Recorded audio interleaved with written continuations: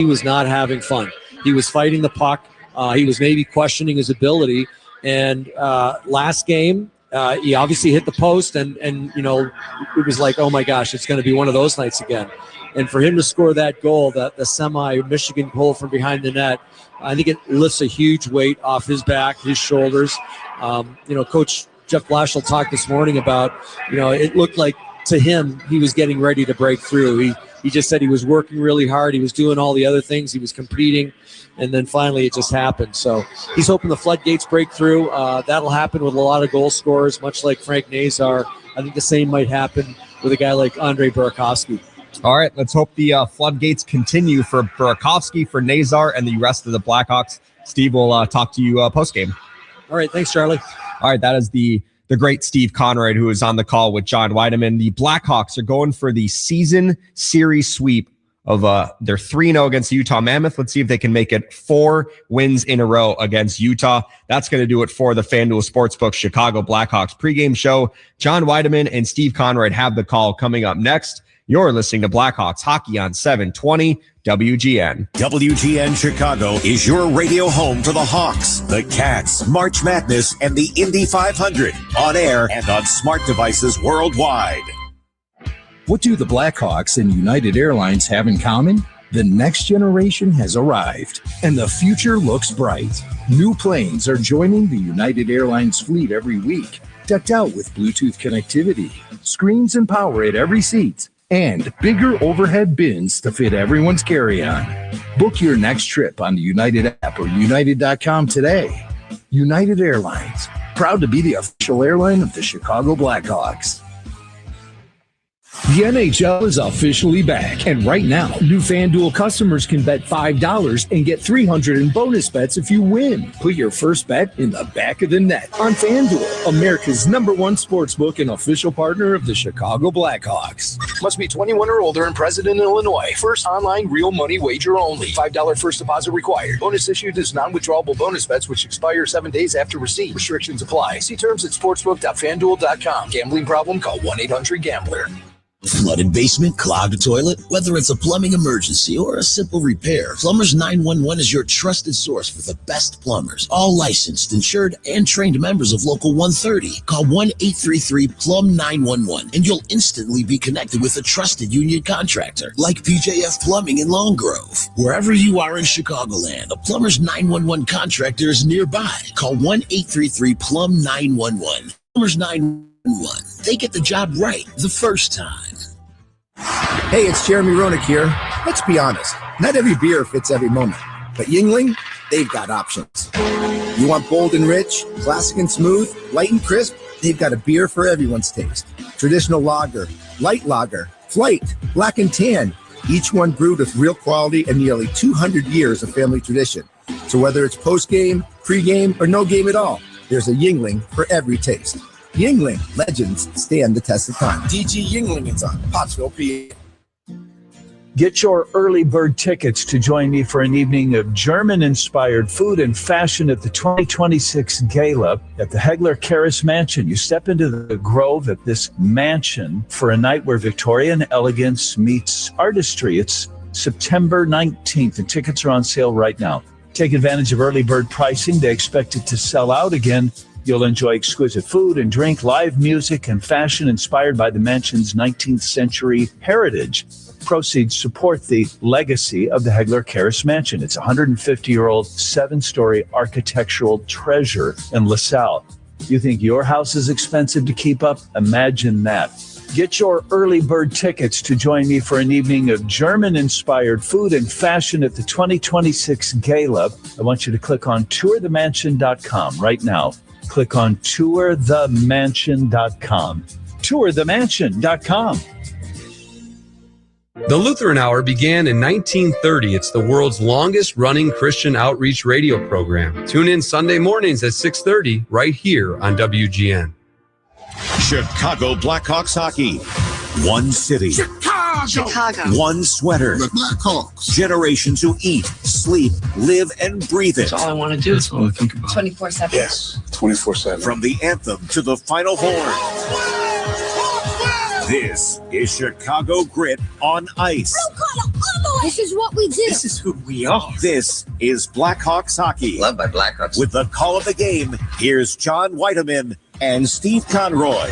The Chicago Blackhawks finish business with Utah tonight as they go for a season sweep of the Mammoth down here in Salt Lake City. Hawks have had Utah's number this season, winning 3 straight, including a shutout of the Woolly Beast here on Salt Lake City ice. I think it's safe to say that the Mammoth should be a surly bunch tonight, so it might be a real good idea for the Hawks to be ready to battle and start on time. Hi again, everyone. John Whiteman along with Steve Conroy. We are here at the Delta Center in Salt Lake City, Utah. Charlie Romeliotis, of course, is standing by in Blackhawks Central. We want to welcome you into our broadcast this evening, the Blackhawks and the Utah Mammoth for the 4th and final time this season, Steve. And based on what we saw at the United Center on Monday night, the 3-2 overtime win over Utah, I said it. I think the Blackhawks have had Utah's number. I think they can really prove that point here tonight with a win here on Utah ice. Yeah, they've swept the season series 4-0 against a very good Utah team who is currently in the first wild card spot. So they have a playoff position in the Western Conference. They've been a surprising team this year, a really good team, but they just haven't been able to solve the Blackhawks. I think part of that is the youthful enthusiasm. You know, the Chicago Blackhawks now are a little younger than they were 2 weeks ago. They might be a little faster now than they were 2 weeks ago. And I don't think the Utah Mammoth can handle that. So hopefully they can keep it up again. It's been a lot of hockey over a very compressed schedule, but young legs, they stay fresh, and I'm sure the Blackhawks will be just chomping at the bit here tonight. Steve, one thing I believe is going to be key for this game tonight is the goaltending matchup. For Utah, it's going to be Karl Vejmelka. He has been good against the Blackhawks in his career, 3-2-2 with a shutout. Spencer Knight is back in goal for the Blackhawks after an illness, and it remains to be seen if Spencer's going to come out strong or if he's maybe feeling it a little, maybe still bothered by that illness a little bit. I guess time will tell. Yeah, but we know Spencer Knight, John, and here's a guy who's just totally locked in and focused. He wouldn't come back unless he was feeling at least 90%. So he might not be 100%. But Spencer Knight at 90% is pretty darn good. Yeah, it's his first game. Well, he's only played one game the last 9 days. And for him, that's not very much. So it might take him a little bit to get in this hockey game. But I'm not worried about him one bit. He's just very focused. I love the way he prepares for games. And just watching him in the warm-up, he looks like he's ready. One other key for me, Steve, for the Blackhawks is going to be team discipline, because I think they're going to get tested here tonight, especially in the first 10 minutes of this game. This Utah team is frustrated with the fact that a team below them in the standings has played so effectively against them. This is their last chance to really put it to the Blackhawks, and I believe they're going to try and send that message early. I totally agree with you, John. I think intimidation still a part of hockey. It's certainly a part of Utah's game plan. Andre Turigny, great coach, but he likes the physical stuff, and we saw it at times in that game against Chicago. They tried to get under the skin of some of the skilled players. It was Frank Nazar, Connor Bedard, certainly. So, yeah, you want to stay away from that. You don't want to totally shy away from it. You want to be instigators, not retaliators. So, obviously, and you're dead on, discipline, a big part of tonight's game. All right, who's going to deliver? Sponsored by Mitsubishi Electric Heating and Air Conditioning, electric heat pumps for a better environment inside and out. Visit getacomfyhome.com. I'm going to go with Andre Burakovsky. We were talking about it. I was talking about Burakovsky's play with Jeff Blashill. Charlie mentioned it. I'll give you the raw data.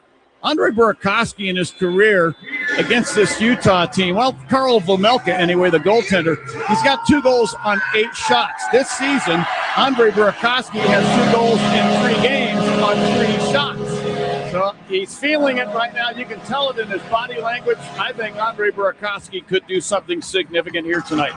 Keys for the game, sponsored by your Chicago and Northwest Indiana Hyundai dealers. Steve's got your keys. Yeah, John, first off, continue the special teams dominance against this Utah Mammoth team. Chicago 3 for 10 on the power play. They have scored a goal in each of the 3 wins so far, so that's important. They're also perfect on the penalty kill, 7 for 7. Secondly, win the faceoff battle. Chicago Blackhawks were over 53% in that game just a couple of nights ago against Utah. Frankie Nazar went 80%. He was 8 for 10. Kind of like Sam Lafferty was 60%, and Bedard, he went 7 of 14, so he was 50%. So, you got control of the puck. It's so much easier to get on offense. And then finally, welcome back Spencer Knight. Just 1 game in his last 12 days. And you back it up a little bit, just 3 games in his last 36 days. make sure that he's seeing pucks from outside, that he's seeing pucks clearly, that you back check hard, and you pressure a very talented Utah Mammoth team. All right, Steve, thanks for those keys. Who are you banking on tonight, Steve? Sponsored by Marquette Bank. Love where you bank, celebrating 80 years of neighborhood banking. Well, I'm going to go with the low-hanging fruit. I'm going with Connor Bedard. He has 4 goals and 9 assists in his 10 games against Utah. Had 2 assists that last game. He also had 4 hits, which led the team. So yeah. I know he likes playing against Utah. Connor Bedard, you're my guy tonight. All right, sounds good. Well, the stage has been set. The teams have lined up on their respective blue lines. We'll have hockey between the Blackhawks and the Mammoth momentarily, but right now we send it down to ice level and we pick up our anthem singer. Hawks fans, please enjoy our national anthem. It's Master Sergeant, who has served in the U.S. Army for 18 years. And now, here's to perform the Star Spangled Banner, Kaylee Muccio. Oh, say, can you see by the dawn's early light what so proudly we hailed, how the twilight last gleaming, whose broad stripes and bright stars through the perilous fight, o'er the ramparts we watched, were so gallantly streaming, and the ragged red, the bouncers in it came roll through the night, that our flag was still there. Oh, say does that star-spangled banner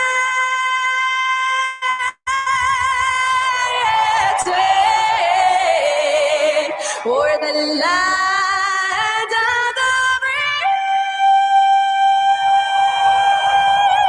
and the home of the brave. All right, nicely done by Kaylee Muccio. Star Spangled Banner. Let's get to the starting lineups. In goal for the Utah Mammoth is going to be Karel Vejmelka. In his career against the Blackhawks, I mentioned it, 3-2-2 with 1 shutout. And some of that was with the Arizona Coyotes back in the day. Now playing as the starting goaltender for Utah. At defense for the Mammoth, Mikhail Sergachev and Mackenzie Weegar. Up front from left to right, Jack McBain starts at left wing. Centering the Utah opening line, Barrett Hayton. Starting at the right wing, Michael Carcone. For the Blackhawks, it's Spencer Knight in goal. Knight in his career against Utah is 2-0-0. At defense for the Hawks are going to be Matt Grzelcyk and Artem Levshunov. And up front from left to right, Andrew Mangiapane starts at left wing. Ryan Donato centers the Hawks opening line. Ilya Mikheyev starts at the right wing. Referees this evening are Kyle Raymond and Carter Sandlack, the linesmen, Joe Mann and Brandon Garlitz. Final meeting of the season between these two teams is underway as the Hawks control off the draw. And Mikheyev from the right wing of center ice in front of the benches dumps the puck down into the far corner in the Utah zone. Quickly cleared back up ice by Weegar down into the Hawk end. Levshunov pounded with a body check behind the Hawk net by Carcone of the Mammoth. But Donato escapes with the puck through center. He's in over the Utah line, lost the puck down the boards. Weegar will pitch it back down ice into the Hawk end. We'll see if we're going to get icing. I don't believe we will. Carcone then slams Renzel into the end boards. Hawks get the puck, however. Grzelcyk passing to center ice. Ryan Donato will dump it into the right wing corner in the Utah zone. Former Hawk Nick Schmaltz there to sweep it away. Over to John Marino. He sticks it across the ice up the left wing. Nick Schmaltz will then dump it into the right wing corner Hawk zone. Slides behind the net. Spencer Knight stopping it there. And Wyatt Kaiser pokes it around. Connor Bedard racing through center ice over the Utah line to the right circle. A toe drag and a shot goes just wide. Did not miss by much. What a great move on Nate Schmidt. Just bringing it back to the outside. Just using the 5th gear that he seems to have. Just pushed it a little wide. Green put it out to Kaiser left point. He fires the puck off the end boards and in behind the Utah net and up the near side. Clayton Keller grabs the puck there for the Mammoth. Put it down to Marino beside his net. Over to Nate Schmidt on the other side. The bottom of the near circle is the Mammoth are in a line change. Schmidt gains center ice on the left wing. Dumps it down the boards behind the Hawk net. Stopped in behind the net by Knight. Leaving it there for Alex Vlasic. He sent it around at the near side. Ian Cole picks off the puck and fires for Utah. That goes wide of the net. Puck rims around the dasher and almost started the Blackhawks breakout there as it ends up down in the Utah zone. Here's Cole back to center ice with the puck. Dumps it off the left side glass and down behind the Hawk net into the far corner. Knight was able to steer it over to Vlasic, who in turn hands it off to the guy that scored the game winner the other night at the United Center, Frank Nazar. He gains the Utah zone, but the puck rolls off the end of his stick blade, and Ian Cole will lift it back to center ice. The Hawks' Tyler Bertuzzi took it back and spins it down to the inboards in the Utah zone. Cole put it over to Dursey. Then a pass up the right wing to Kyler Yamamoto at center ice. He'll flip it down behind the Hawk net. Dug out by Sam Lafferty, who tries to clear the zone. Puck rolls free now at the Hawk line to Slaggert. To Lafferty. In his 21st game this season, pokes it down to the left wing corner, Utah zone. Kevin Stenlund there, however, for Utah. The Sergachev Utah line. Had to Uyghur over the Hawk line down the right wing. Rammed into the corner boards there with a nice body check by Slaggert. And then Slaggert gets two for his money. Hit Kerfoot behind the Hawk net. Louis Crevier to the loose puck in the near corner. Snaps it up the near side, and the puck rolls out to center ice in front of the benches. Mammoth get it back. Kerfoot enters the Hawk zone of the right wing, stopping beside the circle next to the boards. Whips it down behind the net. Vlasic is there to pin it, leave it in the corner for Donato. He'll poke it up the right wing to Andrew Mangiapane. To Donato, center ice of the right wing. Runs into a check as he dumps the puck down the boards and in behind the Utah net.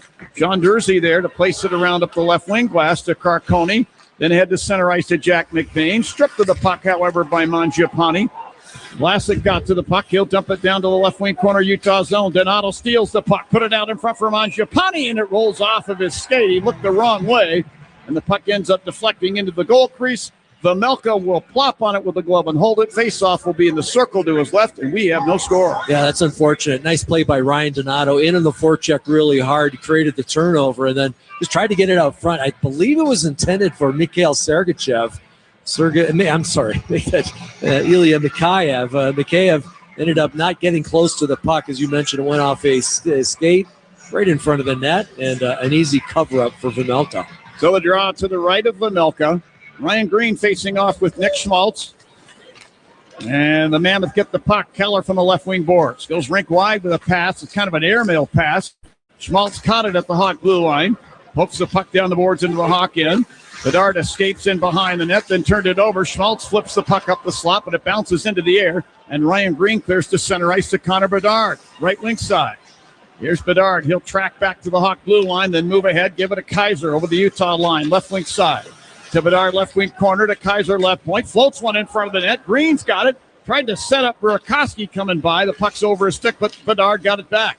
To Renzel, right point. To Green, right circle. Put a pass into the high slot for Bedard, who waved at it. He was trying a one-timer. The puck missed and goes down into the Hawk zone. The teams will make line change. Yeah, that was a good stick by Nate Schmidt. He saw that setup coming from Ryan Green. He just put his stick in that passing lane, and that's why Bedard ended up fanning on it. Now back in the Mammoth zone. J.J. Peterka stopping the puck for Cooley coming by. Cooley then passes it over to Uyghur to Gunther. Dylan Gunther at the Hawk blue line. Spins it down behind the net. Look out. Spencer Knight nearly played it back out in front, but put it out of harm's way to the near boards, and Nazar will push it to center ice. Close call for the Hawks. Doesn't happen very often to Spencer Knight. He's pretty sure-handed with that puck. I think the puck was spinning when he came out to play it, and it ended up jumping off his stick. Right now, he's talking to Artie Levshunov about maybe a little lack of communication on that last play. Defensemen always in conversation with their goaltenders. Goaltenders always talking to their defensemen. And they just wanted to make sure they were all on the same page. How many times did you hear a goaltender say to you, screen, screen? I get it all the time. Yeah, well, not that as much. But you know what they used to help me with, especially, and Eddie Belfour was really good, as was Jimmy Waite, the goaltending coach for the Blackhawks. Wheel it. What kind of pressure you have on you, right? And what you should do it. So rim it, wheel it. Wheel it means skate with it yourself. Rim it means shoot it around the boards. And that just helps immensely. Here's Kerfoot down the left wing to the corner Hawk zone. Hit by Crevier as he unloads the puck behind the Hawk net. Vlasic put it ahead to Lafferty. A little tap past the Slaggert coming by. to Nick Lardis into the Utah zone, stopping at the right point where he guns one toward the net. That hit a shin pad and goes wide. And now Kerfoot clears to center ice. Mangiapane got it back for the Hawks. Gave it to Vlasic into the Utah zone, hit by Yamamoto, but dumps the puck down in behind the net. Mangiapane battling there with Marino. Then Donato comes along, takes the puck away, moves it to the right wing boards. Mikheyev to Levshunov right point. Long shot from there, and that's into the skates of Marino in the slot. Mangiapane got it back to Levshunov of the line, firing from there. Dursey blocks this one down ice. And now Carcone will go get the puck in the right circle Hawk zone, carries behind the net, round to the bottom of the left wing circle. Spins it across the rink, but Mikheyev picks this pass off. And he'll carry out the center ice. Tried to hand it ahead to Donato, picked off by McBain. Now Marino in the Hawk zone, left wing boards. Send it down to the bottom of the circle to Carcone. He is hit as he put it back up the boards. Levshunov corrals the bouncing puck. Tried to spin it out of the zone. Donato chops it out the center ice in front of the benches. And Mangiapane's got it in between the benches. He's hit by two Utah players. Puck comes free, and the Mammoth get it back. Behind the Utah net is Nate Schmidt with the puck. 13:36 left in period number one here in Salt Lake City. We're scoreless. Peyton Keller takes an outlet pass to center ice. Dumps it wide to the right wing corner, Hawk in. Kaiser slaps it behind the net, picked off by Keller along the left boards. Out to the line, Sergachev, long shot. Looked like it hit somebody in front. Keller along the left wing boards. Back to Sergachev, left point, firing a shot. Blocked by Renzel's skate. Puck taken back by Schmaltz, top of the right circle. He scooped it in front of the Hawk net. It misses everybody. And now Knight controls the puck behind the Hawk net. Gave it to Renzel. He just does miss a check from Lawson Krause. Keller to the puck now, left wing corner. Put it up the boards, picked off by Burakovsky of the Hawks. Head to Connor Bedard at center ice. Dumps it into the left wing corner Utah zone. It'll roll behind the net, where Green finishes a check on Uyghur. But the Mammoth come out of their end, led by Keller. To Schmaltz at the Hawk line to Uyghur. Long shot from the right point goes wide. Burakovsky along the near boards, Hawk in. Spins off of a check from Peterka. Then Peterka took the puck away. Got it to Dylan Gunther back in the net. Rolls it out to the line. Right point to Dursey, who had trouble keeping it in the zone. He did not. Whistle for an offside. We're down to 12:27 left in period number one. Scoreless here in Salt Lake City. This is Blackhawks hockey on 720 WGN. After the end of a good fight, you deserve an ice-cold reward. Modelo, the mark of a fighter. You've earned this rich golden lager with a crisp, refreshing taste. Because you know, the bigger the fight, the better the reward. You put in the hours, the energy, the tough labor. You are a fighter, and Modelo is your reward. Modelo, the mark of a fighter. Drink responsibly. Beer imported by Crown Imports, Chicago, Illinois. Chicago hockey fans love a good power play. And when it comes to selling your house, you want a team you can trust. That's why Jeff Buys Your House is your winning play. No repairs, no commissions, and you pick the closing date. That's like skating on a clean sheet of ice, fast and smooth. We're a local, veteran-owned company that's been helping Chicagoland homeowners since 2007. Make the smart move and go for the win. Visit JeffBuysYourHouse.com for your no-obligation offer today. Man, winter is tough enough, but that stubborn white haze left behind by ice melters, it sticks to your floors, dulls the finish, and makes even the cleanest home look messy. You need TraxBuster, the fast, effective solution that neutralizes and removes that unsightly white residue from winter salts. It doesn't just clean, it protects and extends the life of your floor while restoring the shine, gloss, and beauty you remember. Find TraxBuster at participating Ace Hardware stores. Ask for it by name, TRAX Buster from Nyko. It's Ryan Donato. Listen to John Landecker, weeknights at 7 on WGN Radio. Well, if you ever wanted to be featured during a Blackhawks game, well, now's your chance with the BMO Ultimate Fan Sweepstakes. Enter for a chance to win 4 lower-level tickets, an autographed Blackhawks replica Centennial jersey, and the opportunity to compete on the big screen during the game for a shot at amazing prizes. Blackhawks.com/promotions to enter today. Glad to have you along with Steve Conroy, John Weideman. Charlie Romeliotis is helping us out at our studios at WGN. We also want to welcome Jalen Nicholson-Bourne, young man that's been keeping stats for us. We'll relate those to you when we have an opportunity, but good young man here. He's dedicated as well, so thank you, Jalen. Welcome aboard. Face-off just outside the Hawk blue line. Frank Nazar will face off against Dylan Gunther. Gunther and Connor Bedard were teammates on that World Junior Championship team, Canada, 2023. And the left wing corner in the Hawk end. Louis Crevier tossed the puck away, but Mammoth get it back. And now Cooley will chase it down in the right wing corner. He's checked by a couple of Blackhawks. Puck comes free. Crevier's got it back in the net. Fending off Peterka. Sticks it back behind the net. Vlasic moves it up the middle of the ice. Nazar will redirect the puck down into the Utah zone. And Sean Dursey picks it up there. Over to Ian Cole. And a pass up the right wing. Gunther, Hawk blue line. Flips it into the left wing corner. Hawk in. Crevier there. Takes a bump.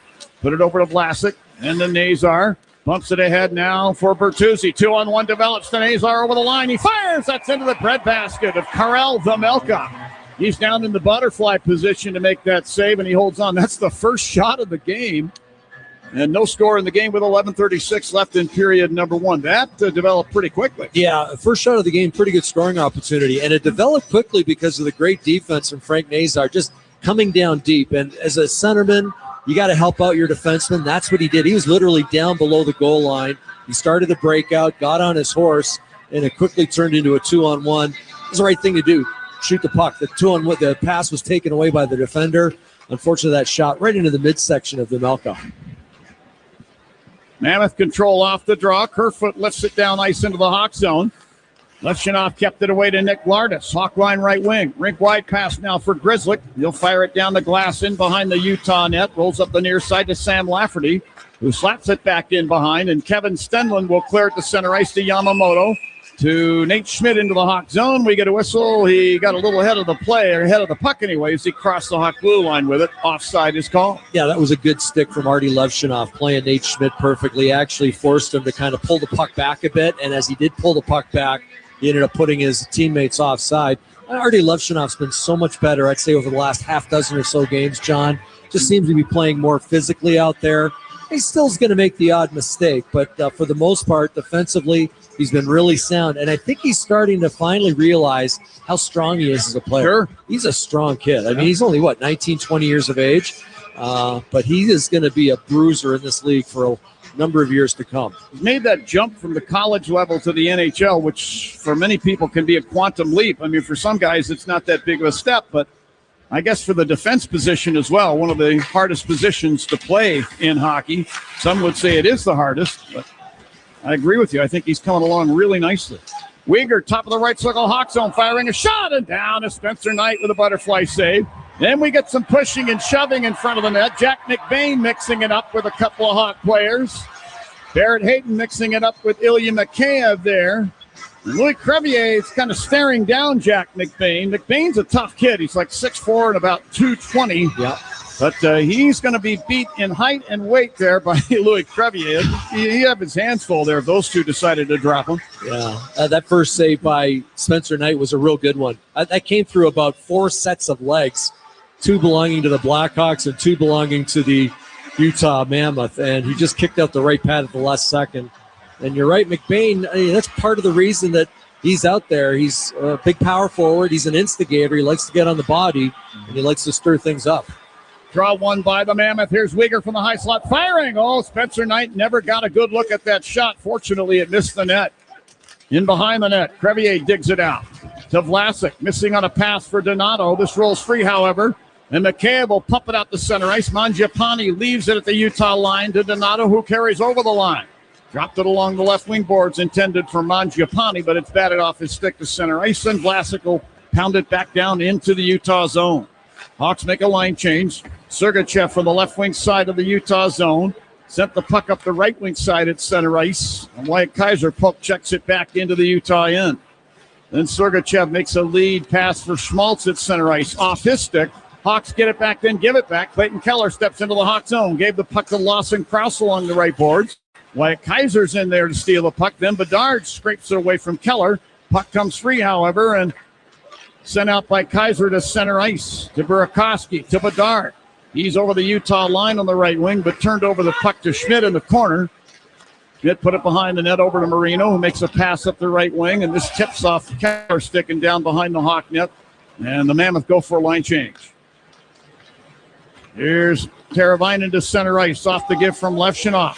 Sent the puck down to the right wing corner in the Utah zone. Ian Cole took it away. Put it back up ice. Logan Cooley on the left wing side into the Hawk zone. In a flat-footed race with Frank Nazar. Lost the race and the puck. Bertuzzi's got it in behind the net. Sent it around at the left wing glass. Gunther along the far boards. Did not see Teravainen coming in from behind, who lifted Gunther's stick, took the puck away, cleared to center ice. Dursey fires it back down into the Hawk end. Grzelcyk will put it through now to Teravainen. Gunther took the puck away, top of the right circle. Here's Gunther now in the high slot. The Sergachev left point. Firing one toward the Hawk net. It bounces to Gunther at the bottom of the left circle, and with one motion, he pumps a shot wide of the net. This ricochets back down into the Utah zone, allowing the Hawks a line change. Yeah, John, we're about 11 minutes into this game, just over 11 minutes, just 2 shots on net, one each by each team. In fact, they haven't even put up Utah's shot yet, but I believe both teams have 1 shot so far. Here's Burakovsky into the Utah zone to Bedard in front with the backhand, and a glove save is made by Vejmelka, and he'll hold on. That's an early test for Karel Vejmelka, but he was up to the test there. That was headed for the top left corner. But Vejmelka got the leather there first. 8:39 left in period number 1 here in Salt Lake City. No score. Hawks and Mammoth. This is Blackhawks hockey on 720 WGN. Lou Manfredini helps you around the house Saturday morning starting at 6 on WGN. Hey, hockey fans. It's Chris Chelios. What are you sipping tonight? El Bandito Yankee is a new ultra premium tequila that is 100% pure and natural with no additives. Just 100% blue agave. El Bandito Yankee Tequila is the most flavorful Blue Weber agave in the world. Now available at Benny's, Mariano's, Jewel, and Woodman's. Go to elbanditoyankee.com to learn more about what makes us so damn good. How many people can say they've had part of their spine removed? Well, me for one. I'm Jeff. And though it sounds impossible, that's what my team at Northwestern Medicine did.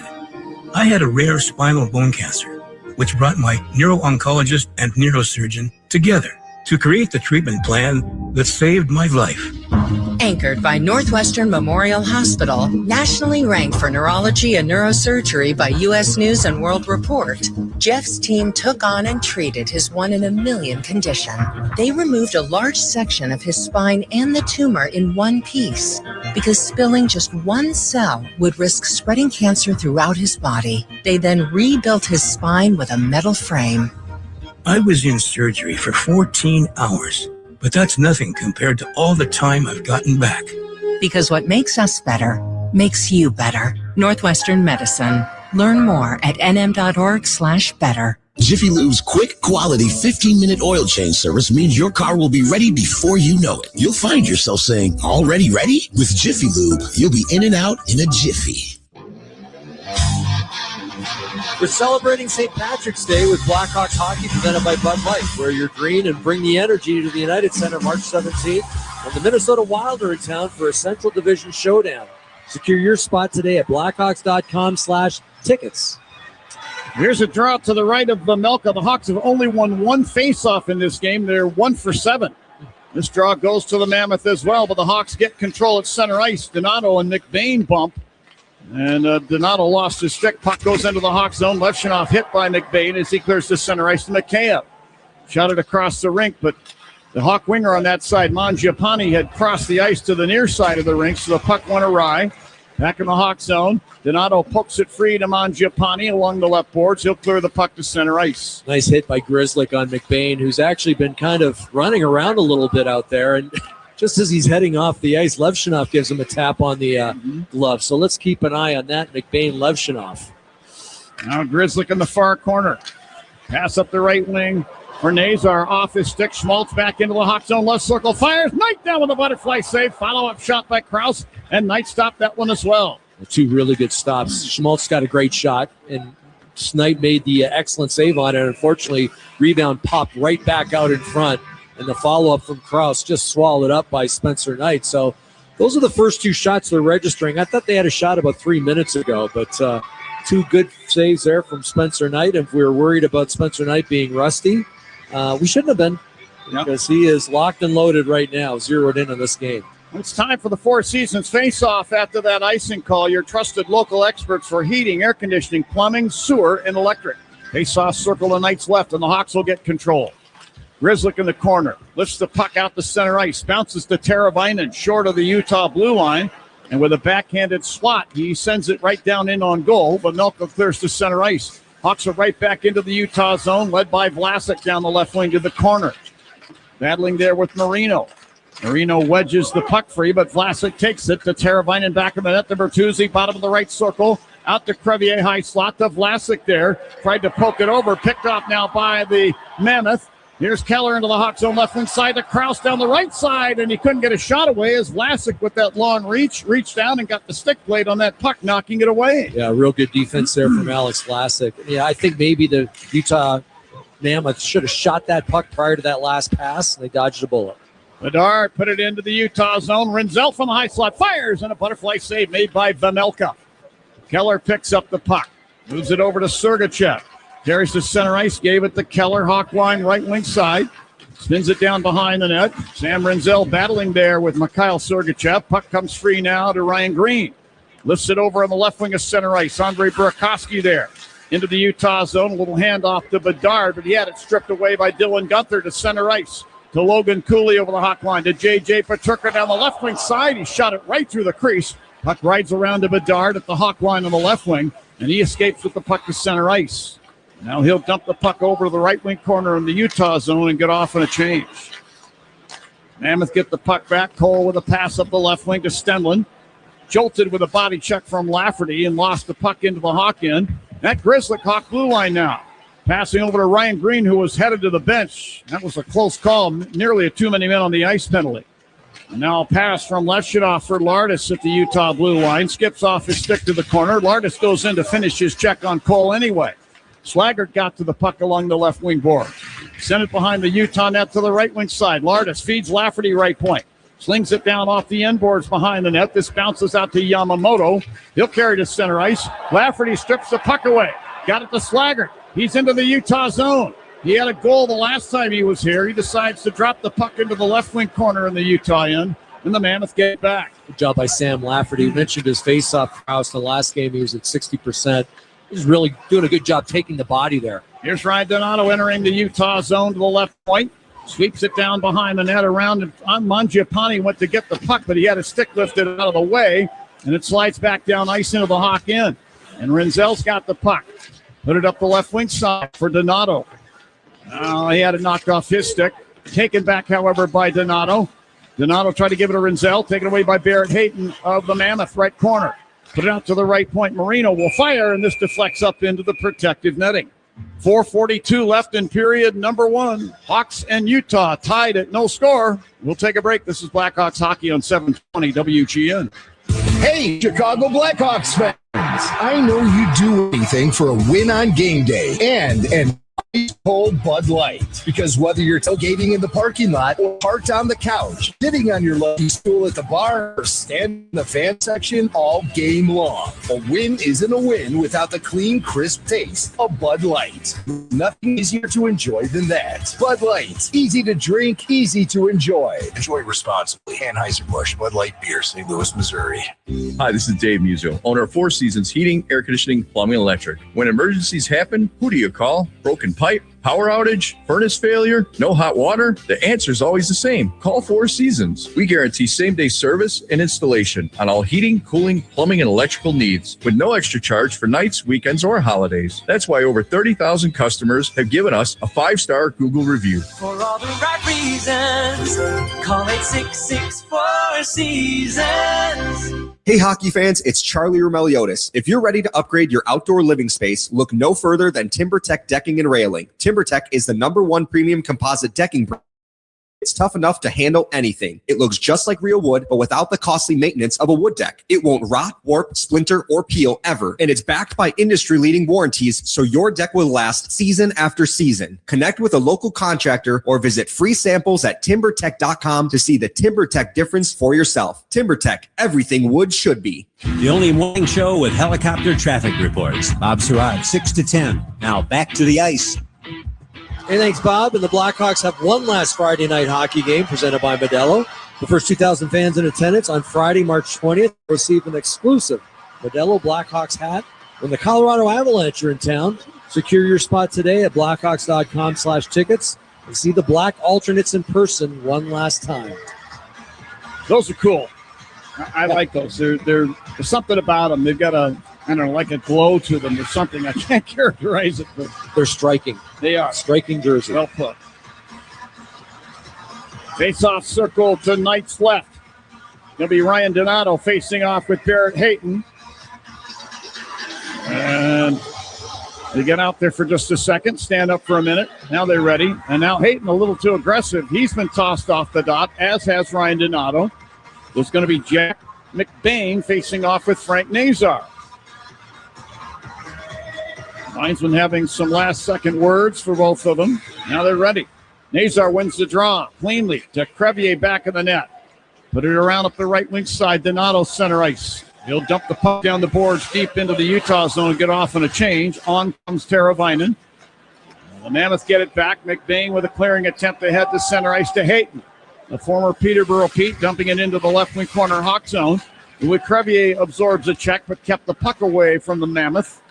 And now Teravainen has McBain pinned against the corner boards. McBain frees himself, shot the puck behind the net around to the right point to Mikhail Sergachev. Put it back down behind the net. Hayton is there. Barrett Hayton had it stripped away by Teravainen. Teravainen had a pair of goals the last time he was here, a shorthander and a power play goal. Carries to the Utah blue line and dumps the puck down the boards behind the net. And back to get it, Mackenzie Weegar, as the Hawks go for a line change. Yeah, pretty impressive for Teravainen. You mentioned the shorthanded goal, power play goal. The power play goal also a game-winning goal. Now, wraparound try by Kerfoot goes through the Hawk crease. Knight had trouble with it. Here's a shot from Schmidt from the left point. Stopped with a stick save by Knight. Loose puck in behind the net. Yamamoto to Kerfoot along the left wing boards. Floats it in front of the net. Yamamoto deflects it wide to the corner. John Marino there. Given a bump by Sam Renzel of the Hawks. Puck taken back by Stenlund back in the net. He tried to back out in front, pull the puck out with him and get a shot away. Could not. Stenlund with the puck in the left wing corner to Schmidt, left point. Long shot from there. Blocked in front of the Hawk net. Sam Renzel picks up the puck. Moving it ahead, Ryan Green. He's over the Utah line. Put it across Burakovsky, right circle. He went between his legs with a pass in front intended for Bedard. Broken up by the Mammoth. Yeah, he had to do that. That was the only way he was going to be able to pass that puck. That first line for the Blackhawks stuck in their own zone. It was the fourth line out for Utah. They did a real good job really getting to loose pucks and ended up with a shot on net. Vlasic with a couple of strides up the left wing to center ice. Dumps the puck down the boards into the Utah zone. Crevier hammers a shot from the right point. That didn't miss by much. I don't think anybody saw it either. Donato from the right wing corner. Centered the puck. Ends up on Mangiapane's stick along the left wing boards. He's pushed off the puck, and the Mammoth get it back. Keller with a pass into the Hawk zone. Right circle to Schmaltz in the slot firing. Crevier blocked it. Puck swept away by Vlasic, not out. Jersey from the high slot. Pokes it down left wing corner. Keller made a back pass that ricochets over to the right point. Cole could not get to it. Donato did for the Hawks. To Mangiapane. Over the Utah line down the right wing. They'll backhand it in behind the net. Donato claims the puck, then lost it in the far circle to Schmaltz of the Mammoth. He'll skate back through center with the puck in over the Hawk blue line. Long shot from just inside the line. Kicked out by Spencer Knight. The Hawks get possession. Mammoth go for a line change. Here's Grzelcyk behind the net. Moving out up the right wing side. Passing to Leshunov. Wide pass for Lafferty misses. Here's Gunther back into the Hawks own right circle. He shoots a Knight down with a butterfly save. Will hold the puck. I believe he caught that in the crook of his elbow on the blocker hand side. Yes, he did. He lets it drop to the ice. Face-off will be in the circle to his left. No score. Yeah, it's a good save. That blocker hand. There's a little bit of a gap there between the blocker and the body. Some players call it the 7-hole, and that's exactly where the winger was going for the shot. And right at the last second, Spencer Knight just made sure he slammed the door on that. Just brought his arm in, and more importantly, no rebound on the play. Cooley and Green face off. Cooley wins the draw for Utah. Weegar right point. Put it down to the corner. A little slap pass by Peterka back toward the high slot area for Gunther. Misses, goes to center ice. Sergachev then fires the puck back into the Hawk zone. Lardis tried to go across the rink with a pass. Now Lardis will backhand it behind the net. Leshunov to Lafferty near corner. Makes a pass diagonally up the left wing side. Nobody is home, and this will go all the way down. And icing is called against the Hawks. We're down to 1:16 left in the period. No score. Shots on goal favoring Utah 5-4. Well, the fourth line out there for the Chicago Blackhawks. There was no real option for Sam Lafferty. Just wanted to make sure he didn't turned the puck over, put it hard off the boards, ended up going down for a icing. So real important draw here for Sam Lafferty. Lafferty against Barrett Hayton on the draw. Circle to Spencer Knight's right. Now the drop of the puck ends up along the near boards. McBain pokes it back to the point to Sergachev. Firing from the left point. This misses the Hawks net. Martis takes a hit, lifts the puck out to center ice. And Slaggert had it for a moment, lost it. Lafferty controls the puck instead at center. Put it back into the Hawk zone. Lefshinoff, then over to Grzelcyk. He'll bank it off the inboards behind the Hawk net over to Lefshinoff. Stretch pass ahead. Bertuzzi up the right wing side at center ice in front of the Utah bench. Tried to dump the puck into the Mammoth zone, picked off by Carcone. He's back into the Hawk zone to the right wing corner. He gave a shot to Alex Vlasic, but then lost the puck. And now Crevier bumps with Krause in the far corner. Hayton got the puck behind the net, put it out to Nate Schmidt, left point. Moves it right point, John Marino. Down to Carcone along the right boards. He stabs a backhander over the net. Bertuzzi along the near boards will clear down to the Utah blue line. Schmidt there. Shot it to the Hawk line. Teravainen swept it ahead to the Utah line. Schmidt steps up, pokes it to the Hawk line. Vlasic takes the puck there and then fires it down into the Utah. And Lawson Krause slashes Vlasic's stick right out of his hands in full view of the referee standing 20 feet away. No call. Here's Schmaltz into the Hawk zone left wing side. Became entangled with Kaiser. Lost the puck. And Nazar will clear it off the glass down to the Utah blue line. You hear the horn in the background. 20 minutes are in the books. It wasn't pretty, but the Hawks, I think they did what they set out to do, Steve, was keep Utah off the board for the first period and then take control of this game at some point. Yeah, only credited with 4 shots, but 2 of those were really good scoring opportunities. One by Frank Nazar early in the game, and then the redirection off of the hot pass from Burakovsky that Vemelka made a great glove save on. So I think all in all, a pretty good period. I don't think that Utah got their first shot on net till well after the 10-minute mark. So I think defensively playing good. I've loved the breakouts from the Blackhawks. They're going up the middle a lot in their own zone. That sometimes surprises other teams. I think it surprised Utah a few times. And we saw some really good defense out there, whether it was Crevier using his stick. I think Wyatt Kaiser's done a real good job on the ice, using his speed, using his headiness out there. He's made some smart plays, just killing plays from Utah. Steve, our statistician, Jalen, dropped a Post-it note in front of me. 7 Utah checks in the Chicago D zone, and that was several minutes ago. I'm sure there were a couple of more. They had a total of 11 checks, 11 hits in the game so far in the first period. 7 of those, at least 7, have come inside the Blackhawks end. You knew they were coming with the force. Yeah, and it started right from the drop of the puck. Carcone went hard, really hard on Levshinoff to start the game. I saw 3 really big hits from McBain out there, and I think a guy that's you got to keep aware of. Number 22 out there, you mentioned his size, 6'4", 220 pounds. I'd like to see somebody give him a rough ride too, because sometimes guys get running around. They just think they're invincible. I think somebody's got to respond for the Blackhawks. Not a lot of fighters on the Blackhawks left, but you can certainly stick up for a teammate and go out there and just try to give him a rough going over. The other thing I'll add to that, Stephen, you can probably relate to this in some way. McBain, you were talking about him, somebody else going at McBain. If somebody did, I think it's possible that that would light McBain's fuse, and he might take an undisciplined penalty there in retaliation. Yeah. Oh, absolutely. And I saw him slash at Levshinoff there halfway through this hockey game. So let's keep an eye on McBain. He wants to be a difference maker out there. He sometimes thinks he can make a difference through being really physical. I'd like to see somebody be a little physical on him. All right, well, 20 minutes are in the books here in Salt Lake City. Hawks and Mammoth, no score. Charlie Romeliotis is standing by in Blackhawk Central with a full intermission report. And then we'll be back here to the state of Utah for second period action. It's a good one so far. No score after 1. This is Blackhawks hockey on 720 WGN. Here's a club you'll want to get into, Club Citgo. It's the super easy app that opens the door to great fuel savings and more. Sign up and instantly save 23 cents per gallon on your first fill-up, plus everyday savings that really add up. You can also enter our sweepstakes with multiple winners and giveaways, like free gas for a year. And Club Citgo makes paying easy with a convenient mobile pay feature. So welcome to the club where all the action is. Download Club Citgo today. Savings could up to 30 gallons, only at participating locations. Data rates may apply. This is the sound of Lucy, staying on top of her spending. You see, even though she's buying a new pair of jeans, she knows that it fits within her monthly budget, because Wells Fargo will send an alert if her balance drops below her set amount. Yep. Nothing gets past Lucy, or Wells Fargo for that matter. However you make money work, Wells Fargo can work with that. Wells Fargo Bank, N.A., member FDIC.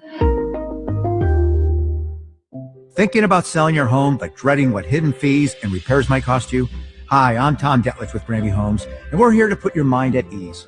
Our process is simple. You'll get our upfront, honest offer in hours. And the amount we offer is the amount you get, period. Grandview will buy your home as is. You don't need to fix a thing. And we even take care of any items you leave behind.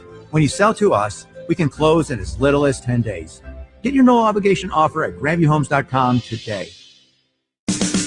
Did you know that in 2025, 1/3 of us Americans did not go to the dentist? For you, it may be fear or embarrassment. It's been a while, I know. I'm John Williams. But it can be a relaxing, reassuring experience, too. It has been for me. I go to Main Street Smiles in Barrington. Now, maybe you've put off going because you worry about the cost, but you shouldn't. Listen to this. Right now, Dr. Amar Patani is discounting braces, clear aligners, and veneers 25%. Crowns and implants are 20% lower for a limited time. And as always, for just $79, you get a complete exam, cleaning, fluoride treatment, and a treatment plan that's for you, the new patient, with or without insurance. So this is the time to feel good about your smile. Your FSA dollars might be resetting too. Let's not wait another day. Call 847-381-5958. 847-381-5958. Click on mainstreet312.com. Hire Lindemann for your annual fireplace inspection. Take advantage of a complete inspection for just $72. Visit WGNfireplace.com today. WGNfireplace.com. Time for a break. It's intermission time. That's a wrap. That's a wrap. Here's Charlie Romeliotis with your intermission update. 20 minutes is in the books over in Utah, and we're still looking for the first goal of the game. 0-0 through one period. Shots on goal 6-4 in favor of Utah. Time now to check out the odds according to Circa Sports Illinois. The first period over-under was set at 1.5, and the under ended up was the underdog at plus 102. Circa Sports Illinois, every time the Blackhawks win this season, someone will win a 2-night stay at Circa Resort and Casino, and another 100 people will get an $100 credit on the Circa app. See the Blackhawks contest page for details.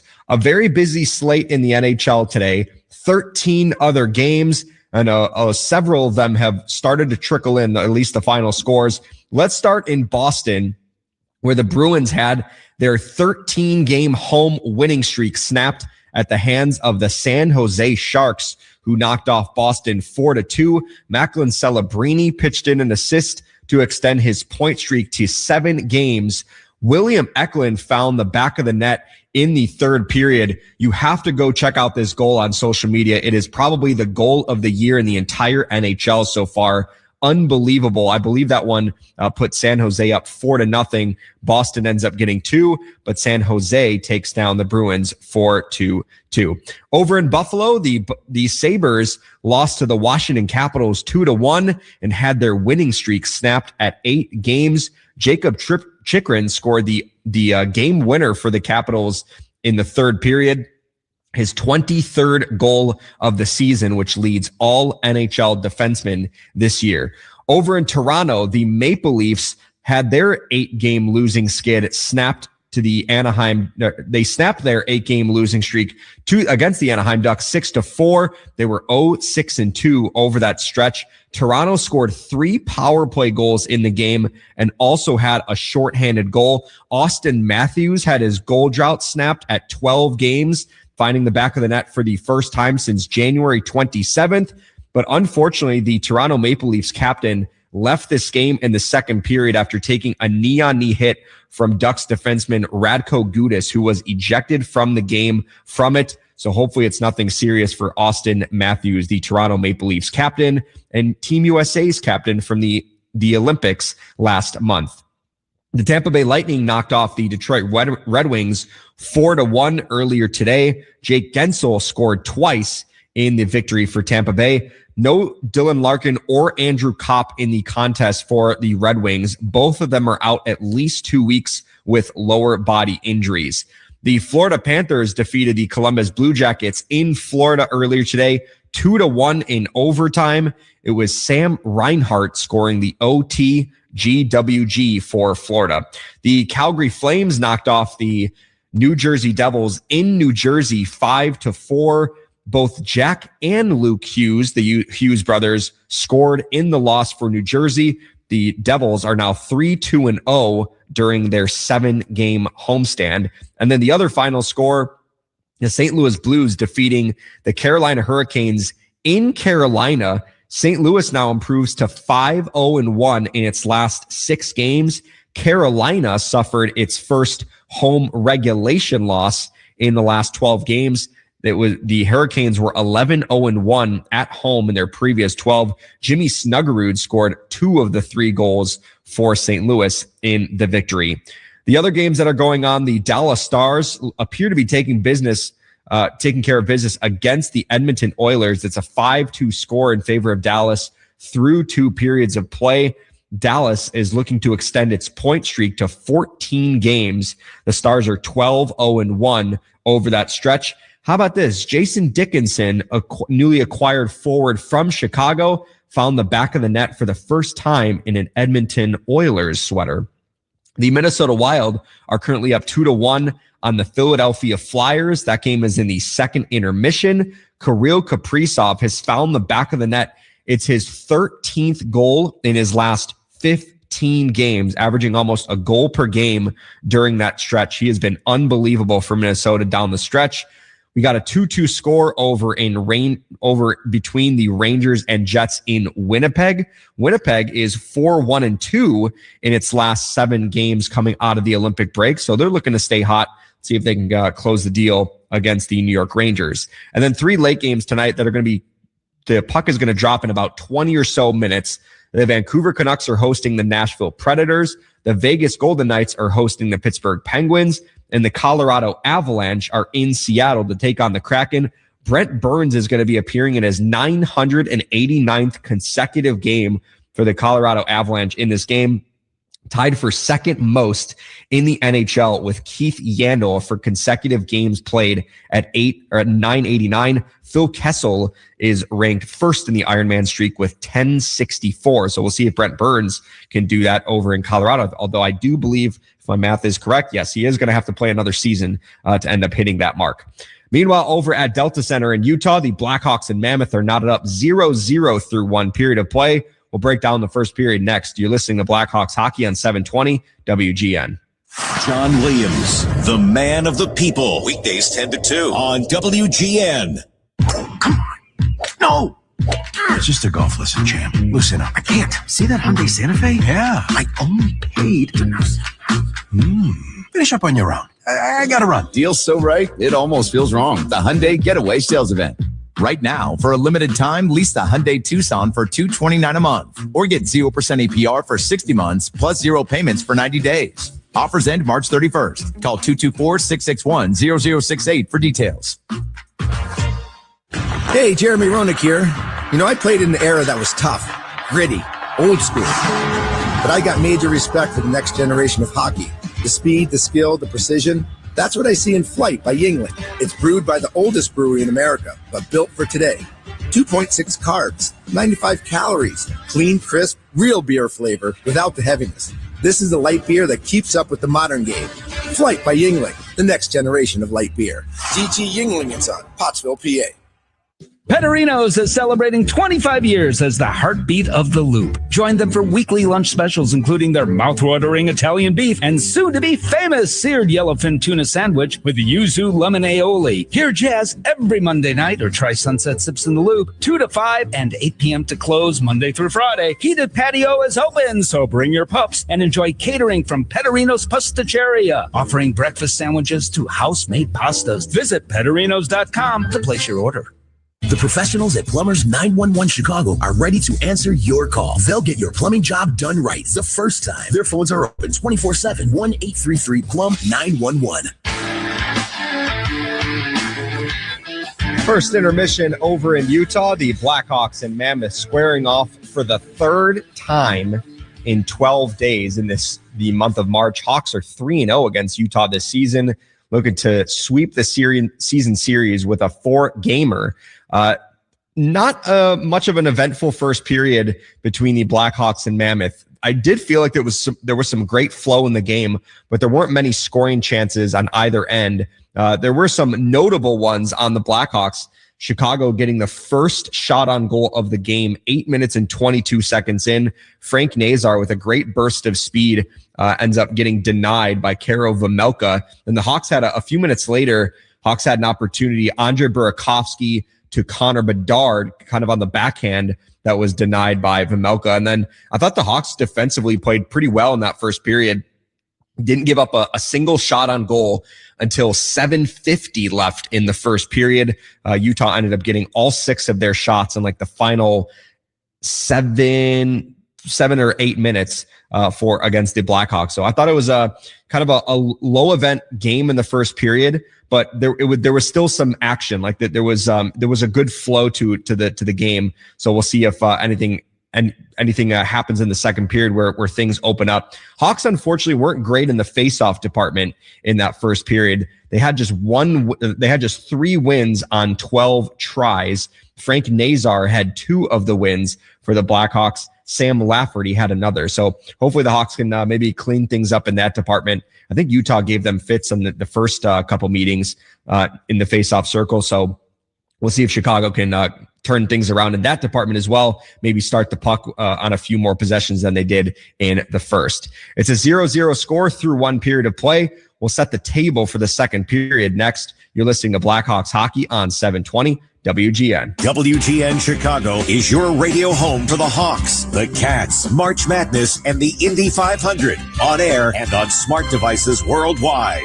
When you're betting and find yourself constantly thinking about gambling and you're losing more money than you have, are you really winning? If you're spending too much time with the slots or you can't stop betting on sports and you find yourself feeling overwhelmed, maybe lying, and probably losing more money than you can afford to lose, you're not alone and you can get help. It's available 24/7 and it's confidential. When your betting has gotten out of hand, call 1-800-GAMBLER or visit www.areyoureallywinning.com. Sponsored by the Illinois Department of Human Services. When you're ready to ask the most important question, let the ring do the talking.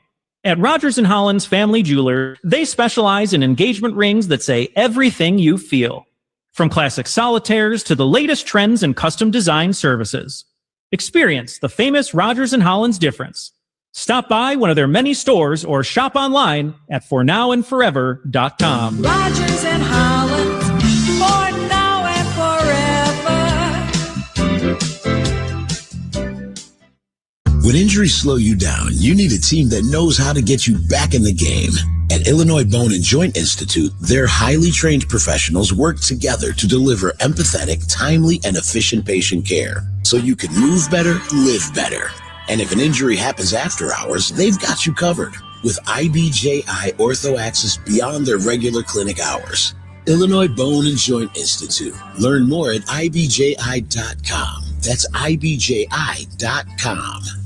Hey, it's Kevin Powell here for Window Nation. With Window Nation, you can count on your home being comfortable regardless of the weather. Their windows are customizable and energy efficient. Expert installations take just 1 day, and Window Nation products are backed by a lifetime warranty. There's no better time to upgrade with Window Nation. And that's what we did at our new home. And in March, the more you buy, the more you could save. Up to 50% off all window styles. Visit windownation.com for your free consultation today. That's windownation.com. For the lowest gas prices in Chicagoland, visit WGNradio.com/gas prices. Sponsored by your local Chevy dealers at ChevyDriveChicago.com.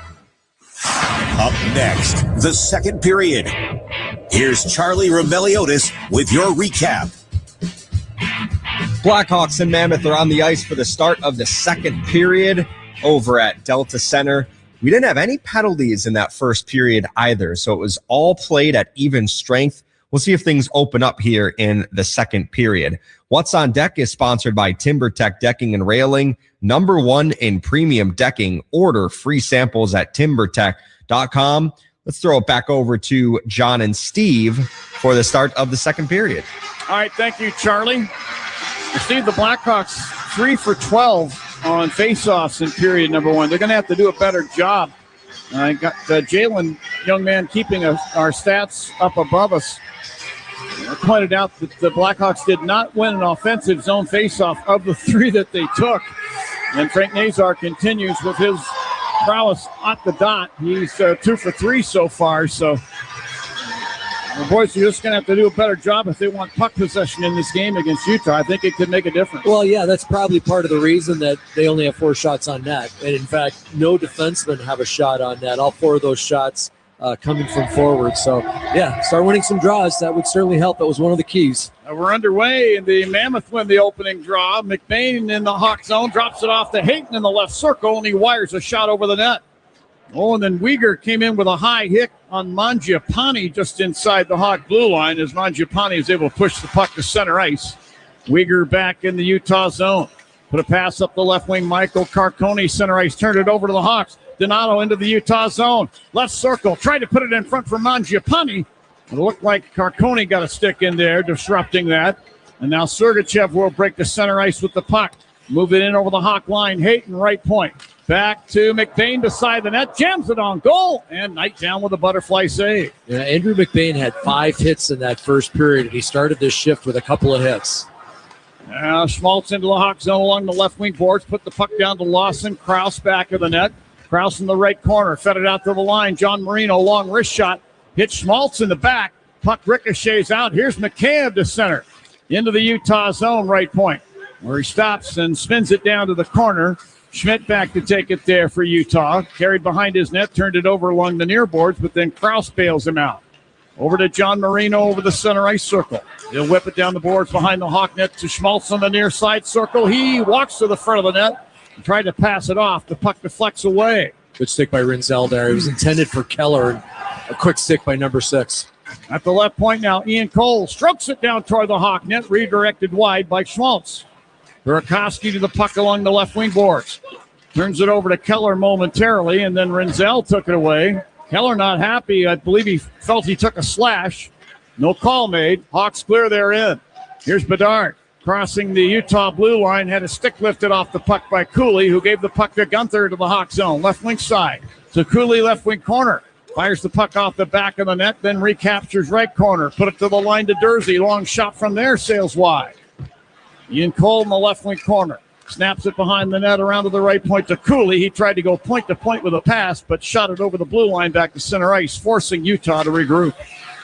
Here's Peterka at the Utah blue line to Cole. Lead pass for Gunther misses down into the Hawk zone. Kaiser on the puck, trying to shed the check of Gunther behind the net. Puck is in Gunther's skates. Now big Louis Crevier trying to lean on Peterka, work the puck free, and does so successfully. Crevier put it around the right wing boards. Bertuzzi can't clear. Held in by the Mammoth. Gunther at the right point. Sticks it down behind the net to the left wing corner to Cooley. He bled a pass into the high slot, picked off by Frank Nazar. He gains center ice, but he's caught by Kyler Yamamoto, who works the puck free, and the Mammoth get it back. Then Uyghur gives it back. Teuvo Teravainen in front of the benches. Lost the puck back to Uyghur. He'll spin it along the left boards, Hawk zone. Yamamoto left corner. Pinned to the inboards there by Crevier. Kaiser falls over the pile. Puck comes free to the right corner to Stenlund. To Uyghur right point. He'll flip it back down in behind the net. And then he cross-checks Teravainen down to the ice in the next motion.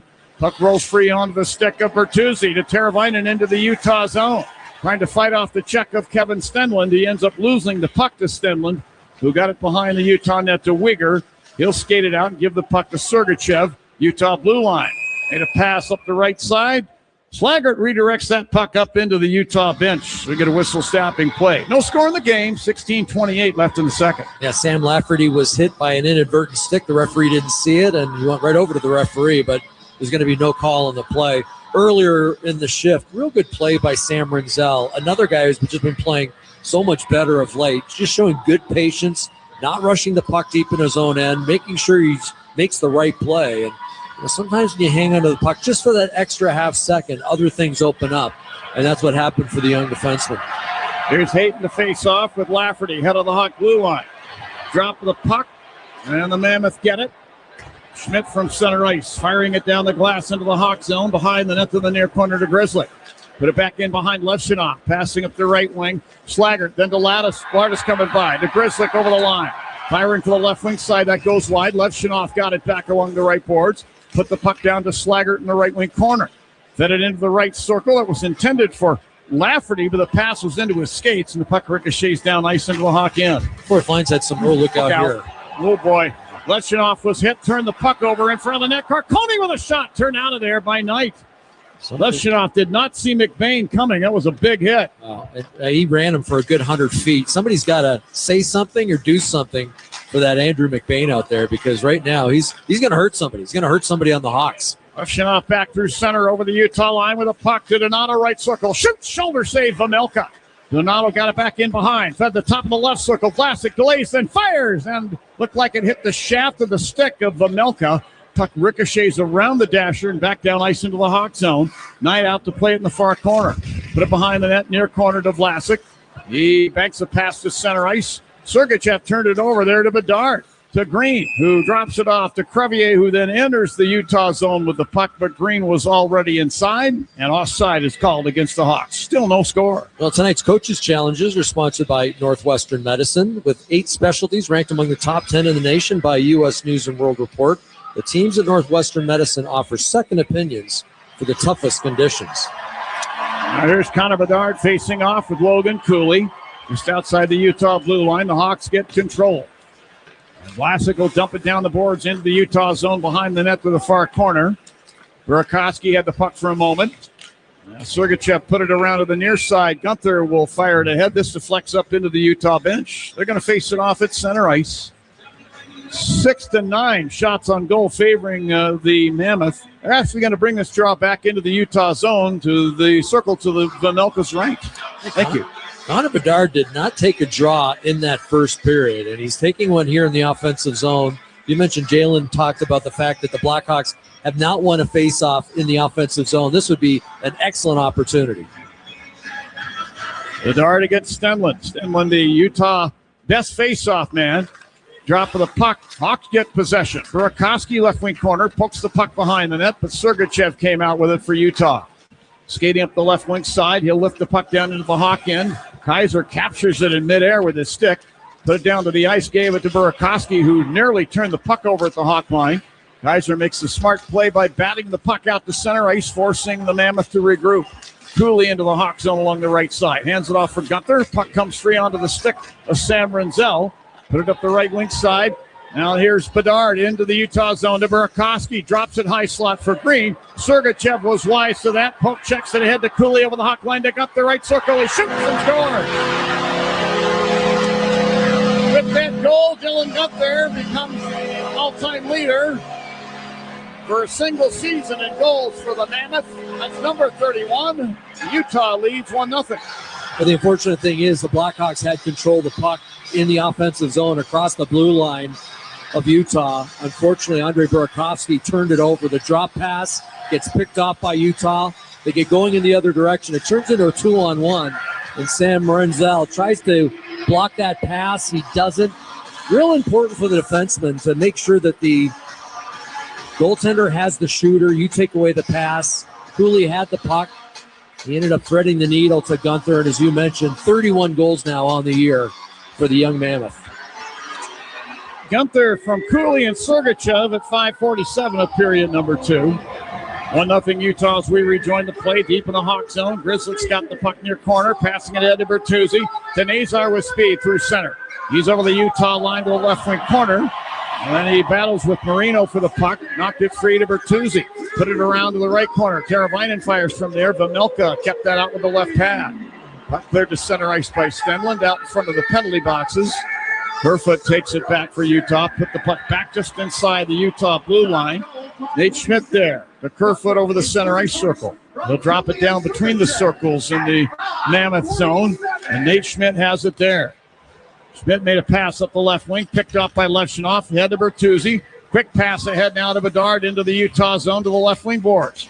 He is hit there by McBain, trying to fend off the check and keep the puck. He got it to Slaggert. Slaggert now behind the net. Got a cross check from McBain. Nobody doing anything. Crevier lets it rip from the right point, and that hit Stenlund in the hand, and that hurt him. He's going to head to the Utah bench, unfortunately, as the Hawks will get the puck back. Vlasic down to the Hawk zone. Nearly ridden off of it by Carconi. Put the puck over to Crevier. Hit by Krause as he clears up the near side, but held in by Payton at the right point. Down to Krause in the right wing corner. He and Crevier shoulder one another. Puck comes free to the corner, and Slaggert's got it. Slaggert moving up the left wing, overskates the puck. Krause has it, wheeling into the high slot. Drops it off. Lardis took it away to center ice. Head to Bedard. Crossing the Utah line, left point. Bedard just slings it down behind the net around to Lardis. Lardis in the right wing corner. Fed the right point to Rinzel. High slot now to Kaiser. Wheels over to the right circle, drops it off to Lardis, and a tough angle shot from near the right corner, knocked away. Rinzel from the high slot will fire, and that's gobbled up with the glove of Vamelka, who will hold on, and a whistle will stop play. The Mammoth won, the Hawks no score with 12:20 left in period number 2. This is Blackhawks hockey on 720 WGN. Marquette Bank has been Chicagoland's neighborhood bank for 80 years. 80 years is a long time. Marquette Bank is here to help you build savings, buy a home, plan for retirement. Marquette Bank is here to help you achieve your financial goals.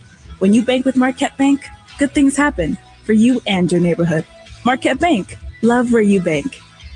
Member FDIC, Equal Housing Lender, NMLS number 462926. Welcome to Take 5 Oil Change. Hey, which way is your waiting room? Oh, you can stay in your car. It only takes 10 minutes. I can stay in? Get out.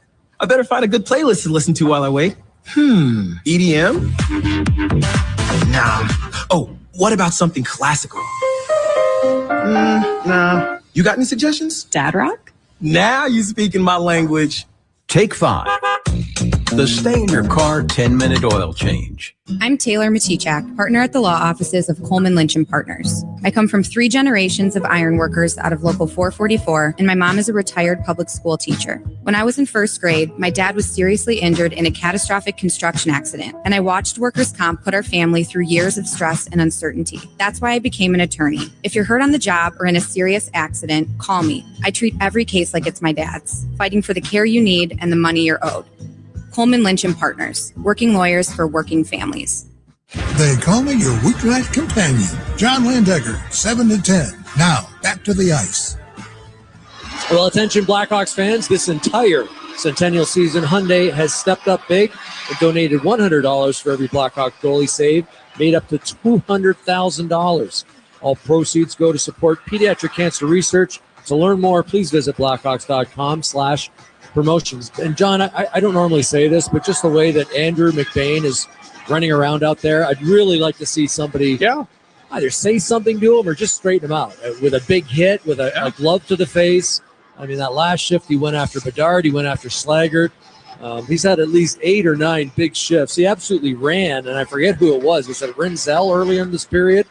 Actually, along the far border. Yeah, I think that was the Krebs? Levchinov. It was Levchinov. He wasn't looking. He didn't see the check coming. Yeah, so that's Levchinov. A couple of times he's given a rough ride to. And, you know, hockey's still a game of intimidation. And just a side story here, Andrew McBain was knocked off that number 1 line. He was playing on the top line. He was dropped down to the basically the 3rd line now. So, you know, he's been demoted. He wants to show to his coach that, you know, he still has it. He wants to make a difference out there. But right now he's being reckless. He's just running around too much. And love to see a guy like Louis Crevier, even Artie Levchinov, I think, can handle him. Well, I think it's pretty clear that his head coach, Andre Turn, he knows that the Blackhawks don't really have anybody in their lineup that's known for, you know, the pugilistic stuff. If they had a Ryan Reeves in their lineup or something like that, I think that probably you might not see very much of that, you know. Well, and that's one area you certainly miss a Colton Docker, or even a Foligno. Nick Foligno would certainly at least say something. And you don't have to fight. You can just go in there and give him a face wash with your glove, but send him a message. Back inside the Utah zone, Burakovsky fends off a check in the left wing corner. Carries behind the net. Burakovsky around to the right wing half boards. And he carries all the way to the point, then backhands the puck back down to the corner. Schmaltz is waiting for it there. Connor Bedard just getting raked over on the side of the net. Mackenzie Weegar has Bedard pinned down to the ice next to the net, and Connor's taking exception to it. And he's headed back to the bench. I think the Mammoth are clearly just trying to get him off his game. Meanwhile, back in the Hawk zone, Cole, top of the left circle, wires a shot over the net. Schmaltz from the right wing corner centers. Ends up on Kolstick, left point to Keller. Right circle, one-timer, blocked by Vlasic. Vlasic then clears the puck up the left side, not out. Keller took it away, lost the puck to Donato inside the line. To Ryan Green. Pulls out the 7-iron, chips it out the center ice, then got it himself over the center ice circle. And then he got it over to Crevier. He'll dump it down the right boards in behind the Utah net. Sean Dursey there for Utah. Put it up the left wing to Cole. And to Jack McBain into the Hawk zone. He'll cross the slot and fire. And that goes wide off a deflection. Off the blocker of Knight. Puck turned over in the far circle. Poked out to the line. Cole fires, and that's blocked out the center ice, and Dursey then drives it back into the Hawk zone behind the net. Artem Levshunov far corner. Sweeps the puck behind the net around to Nazar, Hawk line left wing. He'll feed it ahead, and Ilya Mikheyev was clearly cross-checked in the back right at the Utah blue line and goes down to the ice, and no penalty was called. I guess they're going to let him play. That was right in front of the – well, this could get ugly, but that was right in front of the Blackhawks bench. Teravainen fed the slot. Burakovsky fires, and up. Oh, nice save by Vanelka with the blocker. Puck now cleared away and down ice by Peterka. There's a race to the puck. Kerfoot got to it in front of Grzelcyk, negating the icing. Kerfoot back in the net.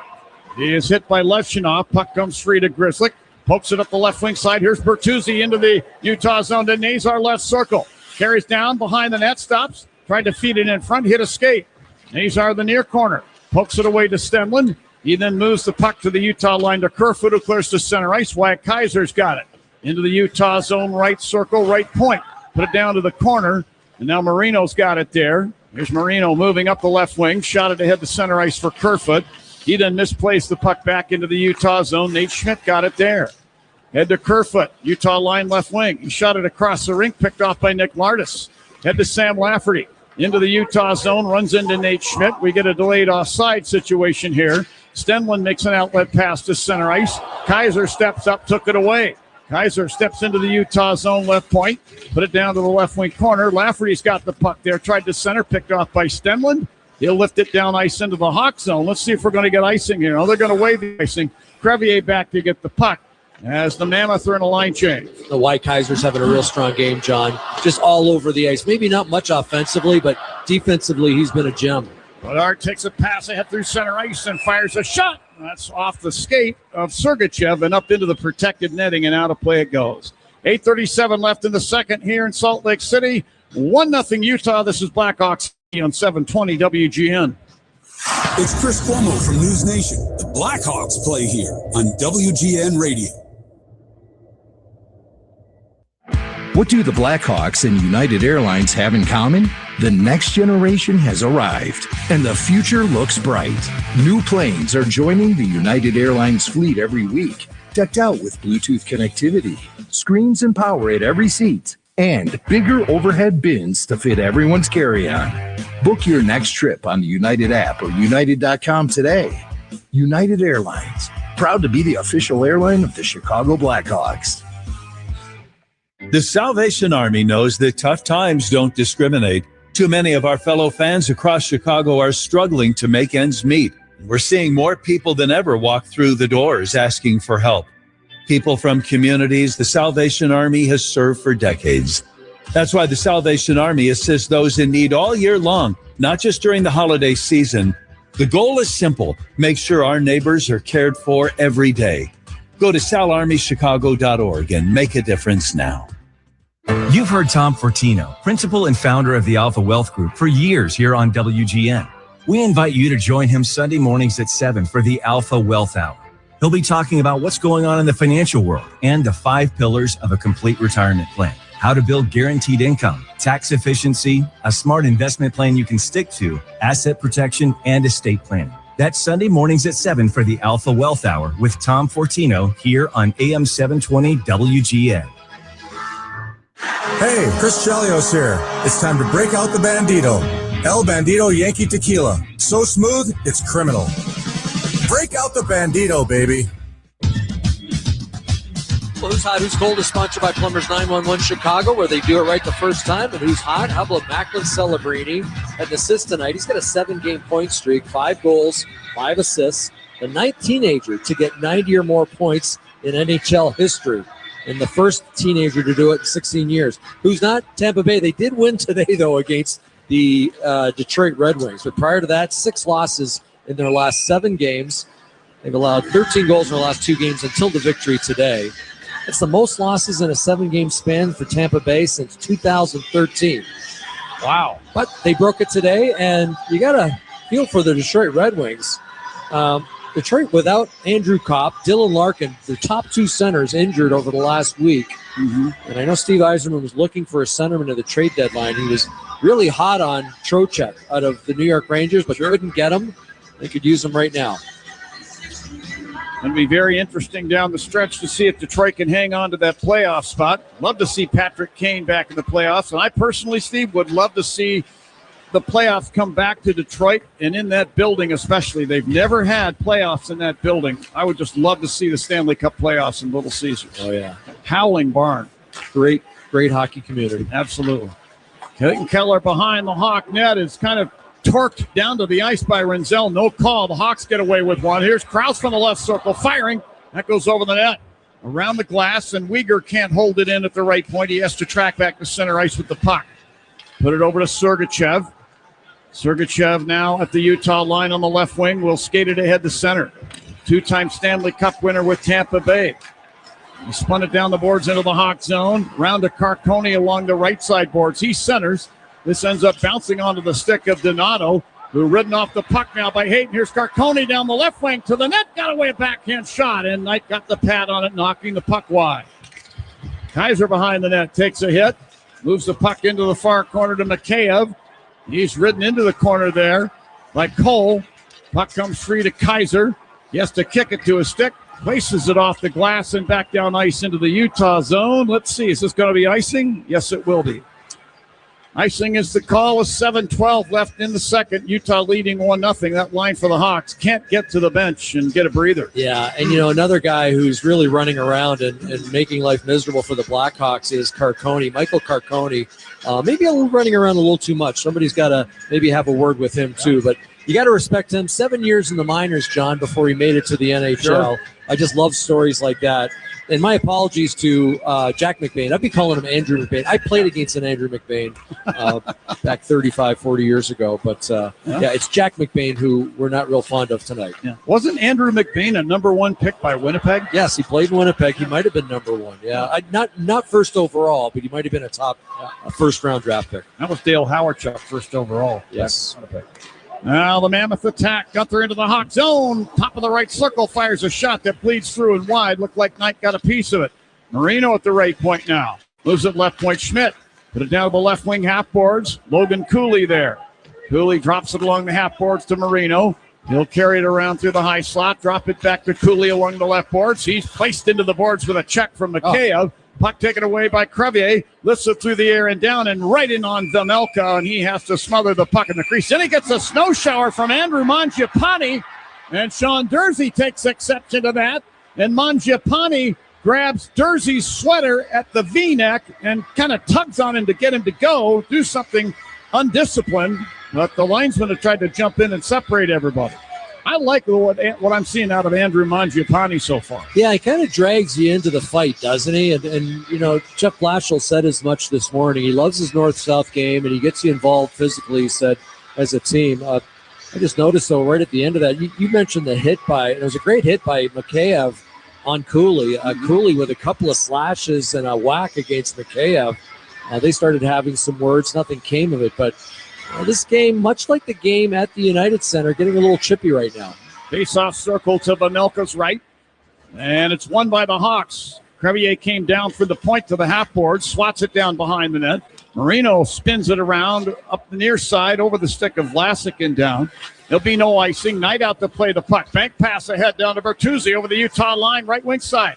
Play may have been offside, but Bertuzzi kept on going. Took the puck to the half boards, leaves it there. Nazar now to the left point. Grzelcyk moves out top of the circle and fires. Redirected in on goal. Turned out by Vemelka with the stick. Yeah, that was Nazar in the high slot with the redirection. That was Vemelka's, one of the tougher saves tonight. Kerfoot into the Hawk zone near the left point. Drops the puck down behind the net. Levshinov's got it there. Oh, he got a little clumsy with the puck. Nearly had it stripped away by Stenlund. As it is, Kerfoot takes it back to Cole left point. Tried to send the puck down the board. Picked off by Teravainen. Quick pass up ice. Here's Nazar racing to the puck deep in the Utah zone. Carries behind the net and then runs into Sergachev. Lost the puck. Sergachev put it back up the boards to center ice, and Grizzlies got it in front of the benches. Nazar maybe a little tired on that. Unfortunately, Teravainen put it a little too far in front of him, and he couldn't track it down. All right, we're going to take a break. We had an offside called here in that last sequence of play. 5:22 left in the second. 1-0 Utah. Blackhawks hockey on 720 WGN. Jiffy Lube's quick, quality 15-minute oil change service will have your car ready before you know it. It's so fast, you'll find yourself saying, already ready? Even now, after I just told you, you'll still be surprised at how fast and efficient it is. Plus, Jiffy Lube does more than just oil changes fast. They'll take care of the preventive maintenance your car needs to keep running smoothly, like free fluid top-offs, battery checks, and more. All in a jiffy. So come in today. You're practically already ready. Hi, this is Dave Musial, owner of Four Seasons Heating, Air Conditioning, Plumbing, and Electric, and I want to guarantee you a breakdown-free winter. Did you know that a dirty furnace costs more to operate and can lead to higher utility bills and untimely breakdowns? Now is the time to schedule your Four Seasons furnace tune-up and save $50. A Four Seasons furnace tune-up includes a 35-point inspection, complete cleaning, and we calibrate every component of your furnace. So call today. For all the right reasons, call 866-4 Seasons. What matters most when choosing a financial partner? Great rates? Confidence your financial data is secure? Being treated like more than just an account number? Consumers Credit Union delivers all that and then some. As a not-for-profit credit union, their focus is on you, not profits through fees or less personal service. They're in your corner, helping you reach your goals every step of the way. Join today and become a part owner. Your success is their success. Learn more at myconsumers.org. Federally insured by NCUA. Hey, this is Chris Chelios. Let's get back to Hawks hockey. Here's the boys. Well, thanks, Chelly. And tonight's broadcast is sponsored by Flight by Yuengling. Crisp, refreshing, and only 95 calories. Flight, the next generation of light beer. Chelly, we're hoping to break out the Bandito at some point here soon. Hawks trailing 1-0 with 5:22 left in period number 2. We'll be in Vegas in a couple of nights for our last look at the Golden Knights, who I don't know, maybe a lot of people think they've been underperforming, and people are wondering about the Vegas Golden Knights going into the playoffs. I think they've got a pretty good roster, and with some great great forwards up front, guys that can put the puck in the net. Jack Eichel comes to mind. Yeah, well, absolutely. And I haven't looked at their roster lately. I know Mark Stone was out with an injury a little earlier. He still could be out. He's an important part of that team. Sam Rizell shot the puck off the glass and up into the crowd. We get a whistle. They'll face it off again back at center. See, Connor, but I'm sorry, John. Connor Bedard between Slaggert and Lardis right now. So Sam Lafferty's not out there. And that's just to give Connor Bedard, some second and third opportunities, double shifting him basically. And with a couple of speedy wingers too, Lardis and Slaggert, they could do some damage. Draw goes back into the Utah zone. Sergachev in front of his net. Passing it ahead to Krause. Goes rink wide with a pass to Schmaltz. He whips it back across the rink down the right wing boards and behind the Hawk net. Rides up the boards to Weegar. Put it back around behind the net to the left point. Sergachev to Weegar right point. Firing a shot blocked by Bedard. Schmaltz took the puck back right wing circle. Schmaltz from the corner fires. That hit Keller's stick in front of the net and topples in behind. Keller got to the puck in the left wing corner. Defended by Kaiser, who chips the puck away. And Kaiser slings it back behind the net, near corner to Rinzel. He'll lift the puck ahead to center ice. Weegar slap passes it back into the Hawk zone, but right to Wyatt Kaiser.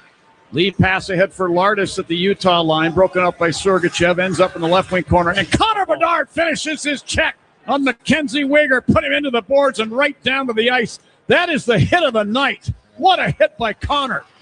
That's the best check I've ever seen that kid throw. And you tell you what, Mackenzie Weegar, a lot bigger and a lot heavier than young Connor. Make that Connor Bedard. Great hit. Hopefully that's the kind of thing that can inspire this young Blackhawk team. Now McBain into the near corner Hawk zone. Spins it behind the net around, but it's picked off by Mikheyev. Rink light pass. Here's Vlasic over the Utah line down the left wing to the corner. Sent it in front off the stick of Donato and tipped in behind the net by Vejmelka. Marino takes the puck back for Utah. Moving up the left wing. Can't clear the zone. Teravainen took it away to Mikheyev, right wing corner. Mikheyev tried to make a back pass. It's picked off by Marino. He'll carry the puck behind the Utah net. Then move it up the right wing side to Hayden. Ayton then sticks the puck to the Hawk blue line with that long reach. Crevier pokes it out to center ice. Donato and McBain battle. And then in front of the penalty boxes, Donato works it free Burakovsky. He's over the Utah line on the right wing. Centers the puck, but picked off now by Nate Schmidt. And Schmidt will leave it in behind the net to Marino. We'll put it back in behind to the far corner to Peterka. Back to Schmidt, back of the net. Schmidt then passing at the left wing. Peterka outlets to Gunther. Lead pass ahead for Cooley into the Hawk zone. Ends up in the left wing corner. Levshinoff leans on him, knocking him down to the ice. Bedard back in the net. Move it around to Green. Back to Bedard through center. Over the Utah line. Drop pass Burakovsky to the slot. He fires and just missed. Loose puck to the left wing boards. Kaiser at the left point. Claims it. Moves into the high slot.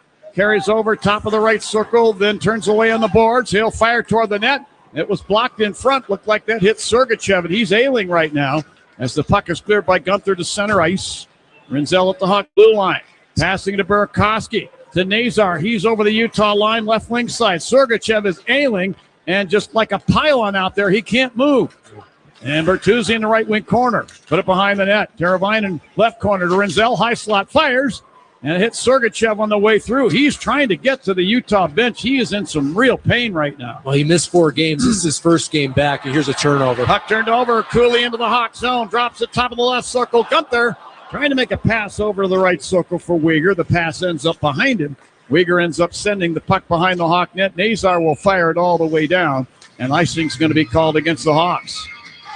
That was Sam Rinzel with the turnover. He's had a really steady game for the Blackhawks, but it just takes one turnover to turn a hockey game. And fortunately for the Blackhawks, he wasn't able to get to it. But they did ice the puck. You've got 5 guys who are kind of tired out there. And we should point out, you mentioned Mangiapane and Hayton coming together. They were tied up for a good 20 seconds before both players went to their respective benches. Draw one by the Hawks, and Rinzel spins it to Kaiser, who was standing right in front of Spencer Knight. Kaiser just directs the puck into the glove of Spencer Knight, says, here, you take it. We'll get a whistle, another face-off. Yeah, well, at least they get the change. All 5 guys changing, and looking down right now, I see Sergachev still on the bench. So I think he just blocked a shot, maybe a little bit of a stinger. He's not going to the dressing room. And we mentioned earlier his first game back after missing 4 in a row. He did not play in the last game that the Blackhawks shut out the Utah Mammoth here in Salt Lake City. Draw one by the Hawks. Vlasic in the near corner. Passing up the left wing side for Burakovsky. Actually, Mangiapane. Puck batted away, but right to Louis Crevier. Carries to center ice. Dumps the puck down into the Utah zone. Ends up in the near corner. Dursey pushed off the puck by Mangiapane. Takes it away left circle. Put it out in front. And it's cleared away by Keller with a nice defensive play. He went down on one knee in front of that pass, intercepted it, and then spun it all the way down. Probably saved a goal, but icing is the call. Well, I like the intensity from Mangiapane. We saw it on the last shift out there, doing a great job along the boards. And here, just in front of the net, the little fake shot and the pass. And, yeah, great job by Keller coming back. You know, we think about Clayton Keller and his great offensive ability. He's pretty responsible in his own end, too, and he just stopped a great scoring opportunity for the Blackhawks right in front of his own net. Well, it's time for the Four Seasons Face-Off, your trusted local experts for heating, air conditioning, plumbing, sewer, and electric. Schmaltz wins it for the Mammoth. We are clearing down to the Hawk blue line, and Levshinoff spun it back to center ice. Schmaltz fired it back down off the glass behind the Hawk net. Grizzly got it there. Passing it at Connor Bedard. Lead pass now to Slaggert with some speed over the Utah line down the right wing. Carries behind the net, leaves it there for Bedard. Sends it out to the right point, Levshinoff. He'll whip it back down to Bedard, back in the net. This puck deflects off the backhand part of his blade and away. And then Slaggert with some good work in the corner. Took it away from Marino. Chips the puck behind the Utah net. Schmidt will drive it around up the left wing side. Here's Kerfoot, the center. Dumping it down the boards and in behind the Hawk net. Levshinoff tracks it down. Stabs it around up the left wing side, not out. Sergachev back on there. Backhands it back down behind the net around to the right corner. And Yamamoto put the puck out to the left point to Cole. He'll flip it in behind the Hawk net around to the near side. Stenlund there to Kerfoot, right circle with 23 seconds on the clock. He sent it across, bottom of the left circle. Stenlund fed it down to the slot. Cole will fire, and that goes wide. Grzelcyk tried to clear it out. He was hit, lost the puck. Sergachev in to get it.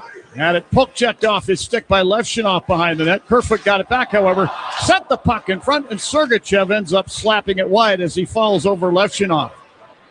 Now, time runs off the clock as Teravainen clears the puck down ice into the Utah zone.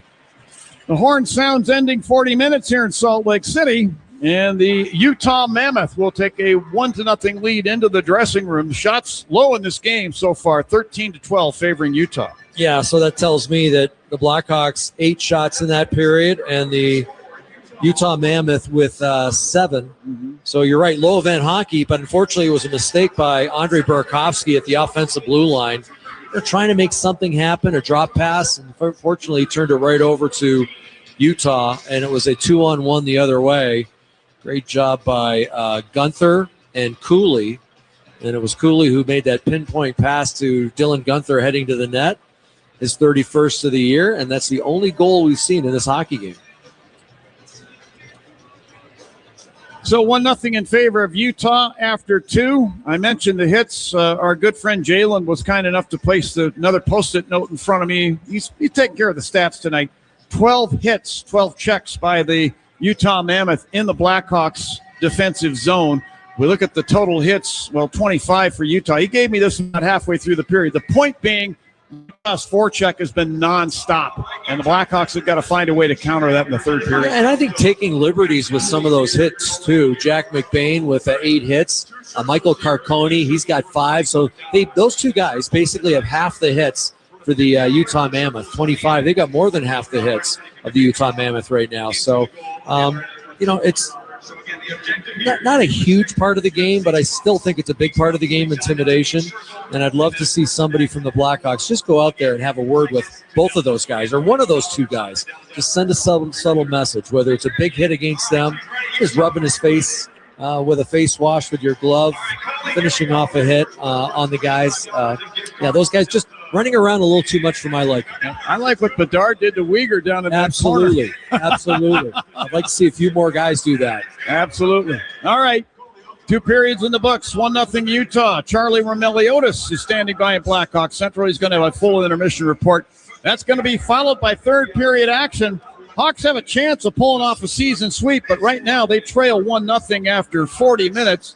Need a big third period rally. Find out if they can. So stick around. This is Blackhawks hockey on 720 WGN. Conference tournaments are underway, and the stakes keep getting higher with every game. Take the excitement to another level with Circus Sports Illinois. Circus Sports Illinois puts the world's largest sports book right in your pocket. The Circus Sports app is easy to use with fast deposits, quick payouts, and a smooth experience wherever you are. Download the Circus Sports Illinois app today and get ready for a huge week of basketball. Circus Sports Illinois. Sports betting the way it should be. Gambling problem? Call 1-800-GAMBLER.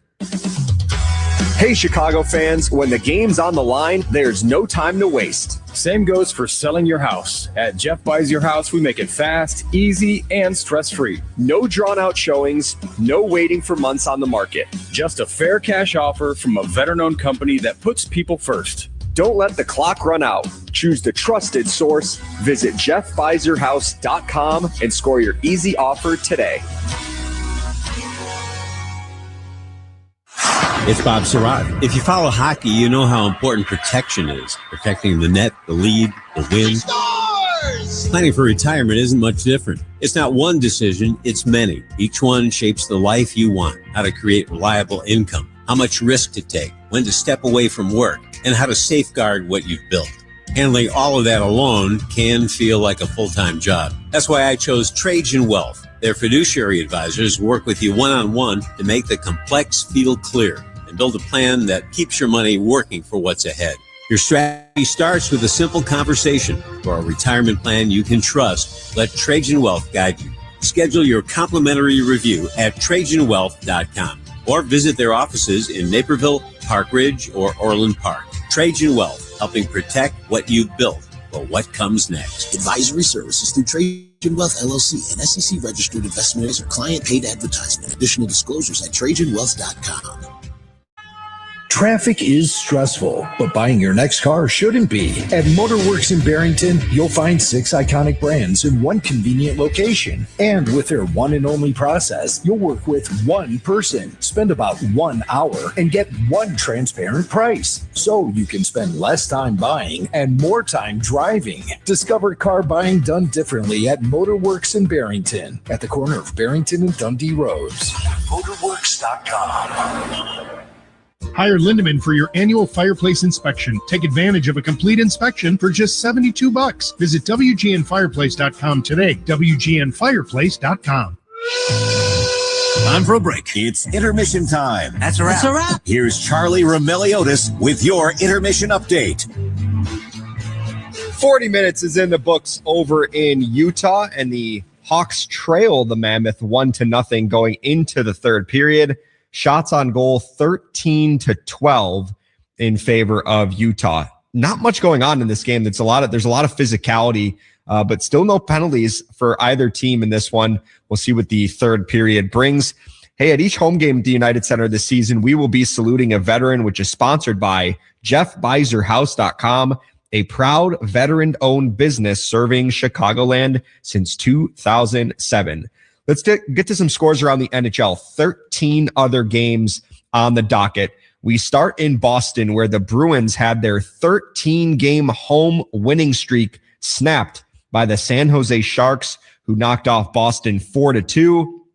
Macklin Celebrini picked up an assist in the victory for San Jose to extend his point streak to 7 games. Michael Misa found the back of the net for his 6th of the season. William Eklund also scored in the third period, and it is probably the goal of the year in the entire NHL season. Go check it out on social media. The Washington Capitals also ended a win streak in Buffalo, 2-1. The Sabres had won 8 in a row prior to tonight's game, but ended up losing. Jacob Chikrin scored the game winner in the final minute and a half of the game, his 23rd goal of the season. He leads all NHL defensemen in that area. The next closest is, I believe, Matthew Schaefer at 20 goals. So he's 3 clear of the second ranked defenseman in the goals scored department. Over in Toronto, the Maple Leafs ended their 8-game winless skid by beating the Anaheim Ducks 6-4. The Maple Leafs were 0-6-2 in their prior 8 games. The Maple Leafs also scored 3 power play goals in this game and also had a shorthanded goal. So they certainly won the special teams battle. Good and bad news for the Maple Leafs. Austin Matthews ended a 12-game goal drought by scoring his first goal since January 27th. The bad news is he left the game in the second period after taking a knee-on-knee hit from Radko Gudas, Anaheim Ducks defenseman. Gudas was ejected from the game. I haven't seen an update yet on Austin Matthews' status, but hopefully it is nothing serious for the Toronto Maple Leafs captain. The Detroit Red Wings were in Tampa Bay earlier tonight to take on the Lightning, and it was Tampa Bay handing the Red Wings a 4-1 loss. Detroit was without their captain, Dylan Larkin, and Andrew Kopp. Both of them are out at least 2 weeks with lower body injuries. The Red Wings suffer they have just 5 wins now in their last 15 games after going 18-6-3 in their previous 27. Jake Gensel scored twice in the victory for the Lightning. The Florida Panthers defeated the Columbus Blue Jackets 2-1 earlier tonight in overtime. Sam Reinhart scored the overtime winner for Florida. The Panthers were also without Carter Verhaeghe and Anton Lundell. Verhaeghe was out because of an injury, and Lundell was resting. And then the Calgary Flames knocked off the New Jersey Devils 5-4 earlier tonight.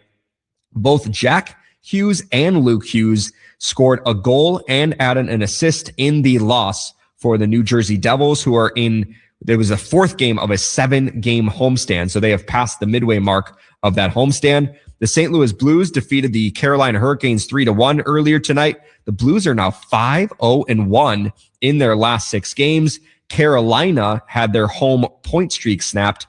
It was 11-0-1 over that 12-game stretch. Jimmy Snuggerud, by the way, scored 2 of the 3 goals in the victory for St. Louis. A couple of scores literally just went final. The Dallas Stars knocked off the Edmonton Oilers 7-2 over in Dallas earlier tonight. The Stars are now 13-0-1 in their last 14 games. Jason Robertson had 2 goals in the victory for Dallas. On the Edmonton side, former Blackhawk center Jason Dickinson found the back of the net. That's his first goal in an Edmonton Oilers sweater. And then the last final score, the New York Rangers defeated the Winnipeg Jets 6-3 earlier tonight. Gabe Perreault had a goal and an assist in the win. That's his 3rd straight multi-point performance for Gabe Perreault, who is the son of Blackhawks development coach and former Blackhawk Yannick Perreault. Gabe was also a first-round pick in a recent NHL draft. In overtime between the Wild and Flyers, it's a 2-2 score. Kirill Kaprizov has found the back of the net in that game, his 13th goal in his last 15 games for the Minnesota Wild.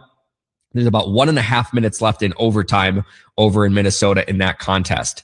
And then 3 other games that are currently going on. The Predators and Canucks are knotted up 1-1 over in Vancouver. The Vegas Golden Knights are leading 1-0 against the Pittsburgh Penguins. The Hawks are going to be in Vegas on Saturday. Mark Stone did return to the lineup in this game after missing the last 5 games with an upper body injury. And then finally, the Colorado Avalanche are leading 2-0 in Seattle against the Kraken. Marty Necas and Nathan McKinnon have the goals for the Avalanche. Brent Burns has participated in his 989th straight NHL game, which is now tied for second most in the entire NHL. Meanwhile, over in Utah, the Blackhawks trail the Mammoth 1-0. We'll break down the second period next. You're listening to Blackhawks Hockey on 720 WGN. It's Chris Cuomo from News Nation. The Blackhawks play here on WGN Radio. The NHL is officially back, and right now, new FanDuel customers can bet $5 and get $300 in bonus bets if you win. Put your first bet in the back of the net on FanDuel, America's #1 sportsbook and official partner of the Chicago Blackhawks. Must be 21 or older and present in Illinois. First online real money wager only. $5 first deposit required. Bonus issued is non-withdrawable bonus bets which expire 7 days after receipt. Restrictions apply. See terms at sportsbook.fanduel.com. Gambling problem? Call 1-800-GAMBLER. True North Store's beverage clubs just got bigger. Buy 6 Celsius, Pure Leaf Tea, Starbucks Energy, or Pepsi 1 liter flavors and get the 7th free. Whether you're craving an energy boost or just something to quench your thirst, they've got the drink for you. As a True Rewards member, sip and save with their clubs when you buy 6 and get the 7th free. Download now from your favorite app store for more details. True North Convenience Stores and True Rewards. Fast, friendly, and clean. This is the sound of Jack, buzz cutting his way to a small fortune. To Jack, every time he cuts his own hair, that's $50 right in his pocket. If Jack sees DIY buzz cuts as a saving strategy, Wells Fargo is right behind him. And with their mobile app, tracking his savings is easy. Oh, ouch. However you make money work, we can work with that. Mobile carriers' message and data rates may apply. Wells Fargo Bank, N.A., member FDIC. The professionals at Plumbers 911 Chicago are ready to answer your call. They'll get your plumbing job done right the first time. Their phones are open 24/7, 1-833-PLUM-911. Second intermission in Utah. The Blackhawks and Mammoth squaring off for the final time this season. Hawks have 3 wins. They're 3 for 3 against the Utah Mammoth this season. And the final game is tonight, and the Blackhawks are going to have to rally back in the third period to try to sweep the season series. Only 1 goal through 2 periods so far. It was Dylan Guenther scoring his 31st of the season at the 5:47 mark of the second. A tough turnover there by Andre Burakovsky, which is unfortunate to see because I feel like he was probably just starting to regain some of his confidence after he snapped a 19-game goal drought on Monday in the victory over the Utah Mammoth. And unfortunately, his turnover directly led to the Utah Mammoth goal in that second period. That was from Logan Cooley set up. And so we'll see how Burakovsky responds. It's been a little bit of a chippy game between the Blackhawks and Mammoth. And kind of as to be expected when you face a team 3 times in 12 days. But we also saw these two teams get a little chippy in the last contest at the United Center on Monday. And it feels like Connor Bedard has been in the middle of it in this one, specifically with Mackenzie Weegar.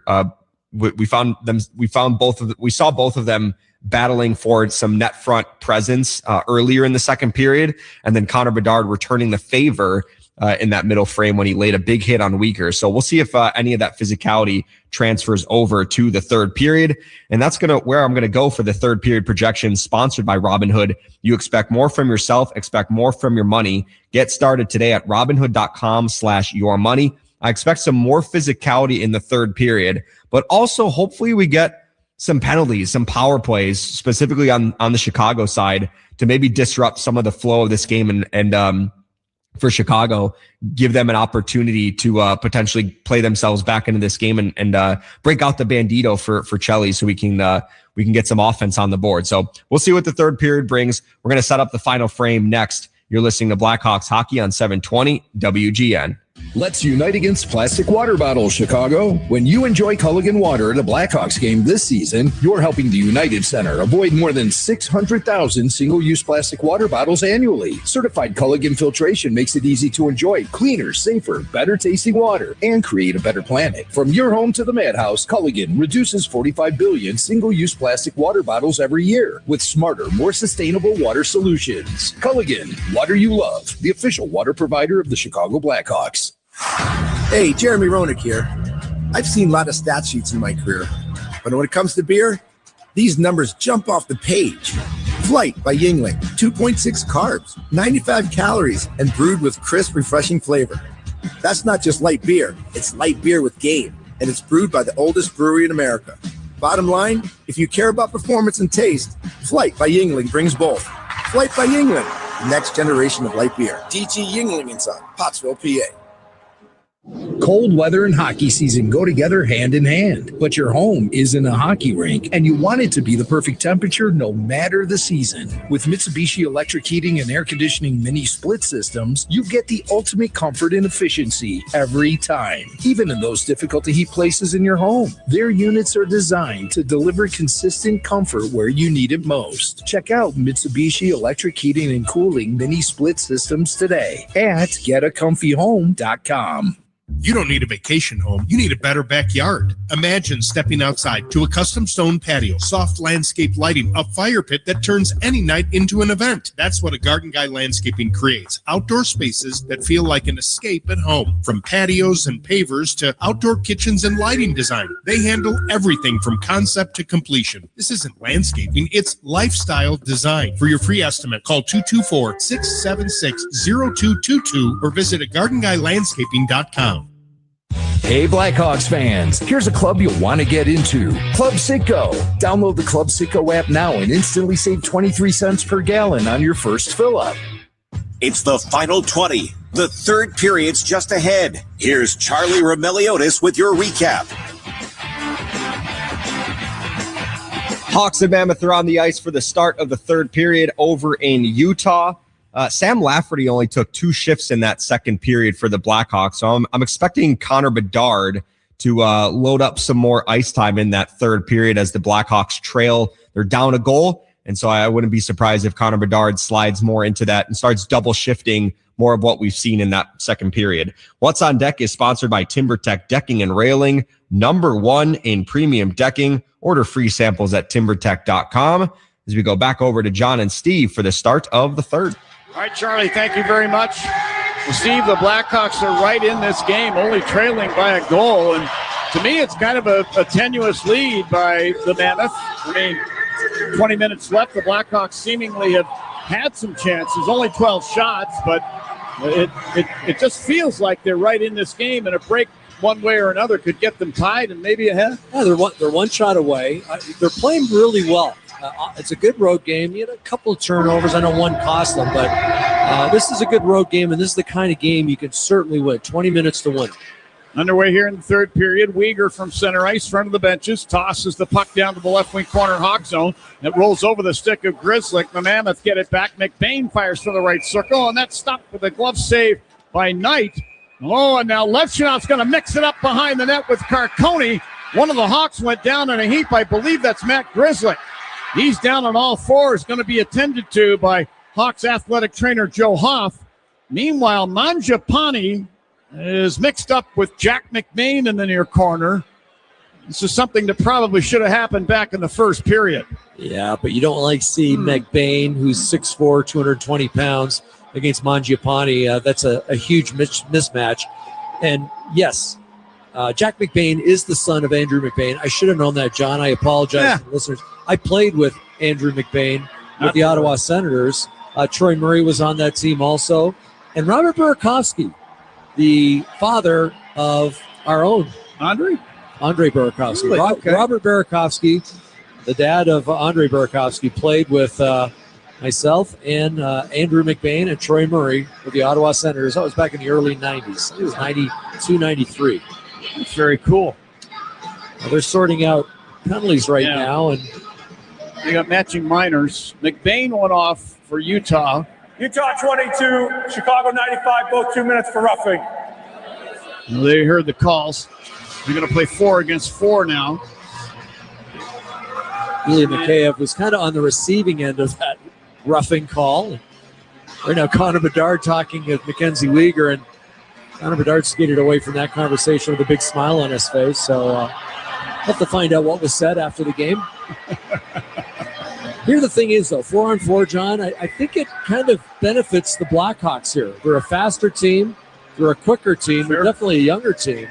And you get that extra ice out there, you're going to get an opportunity to maybe get some looks. Right now, head coach Jeff Blashill looking for an explanation from the referees. He looks like he's just fit to be tied right now with, I would think, the non-calls that have taken place in this game.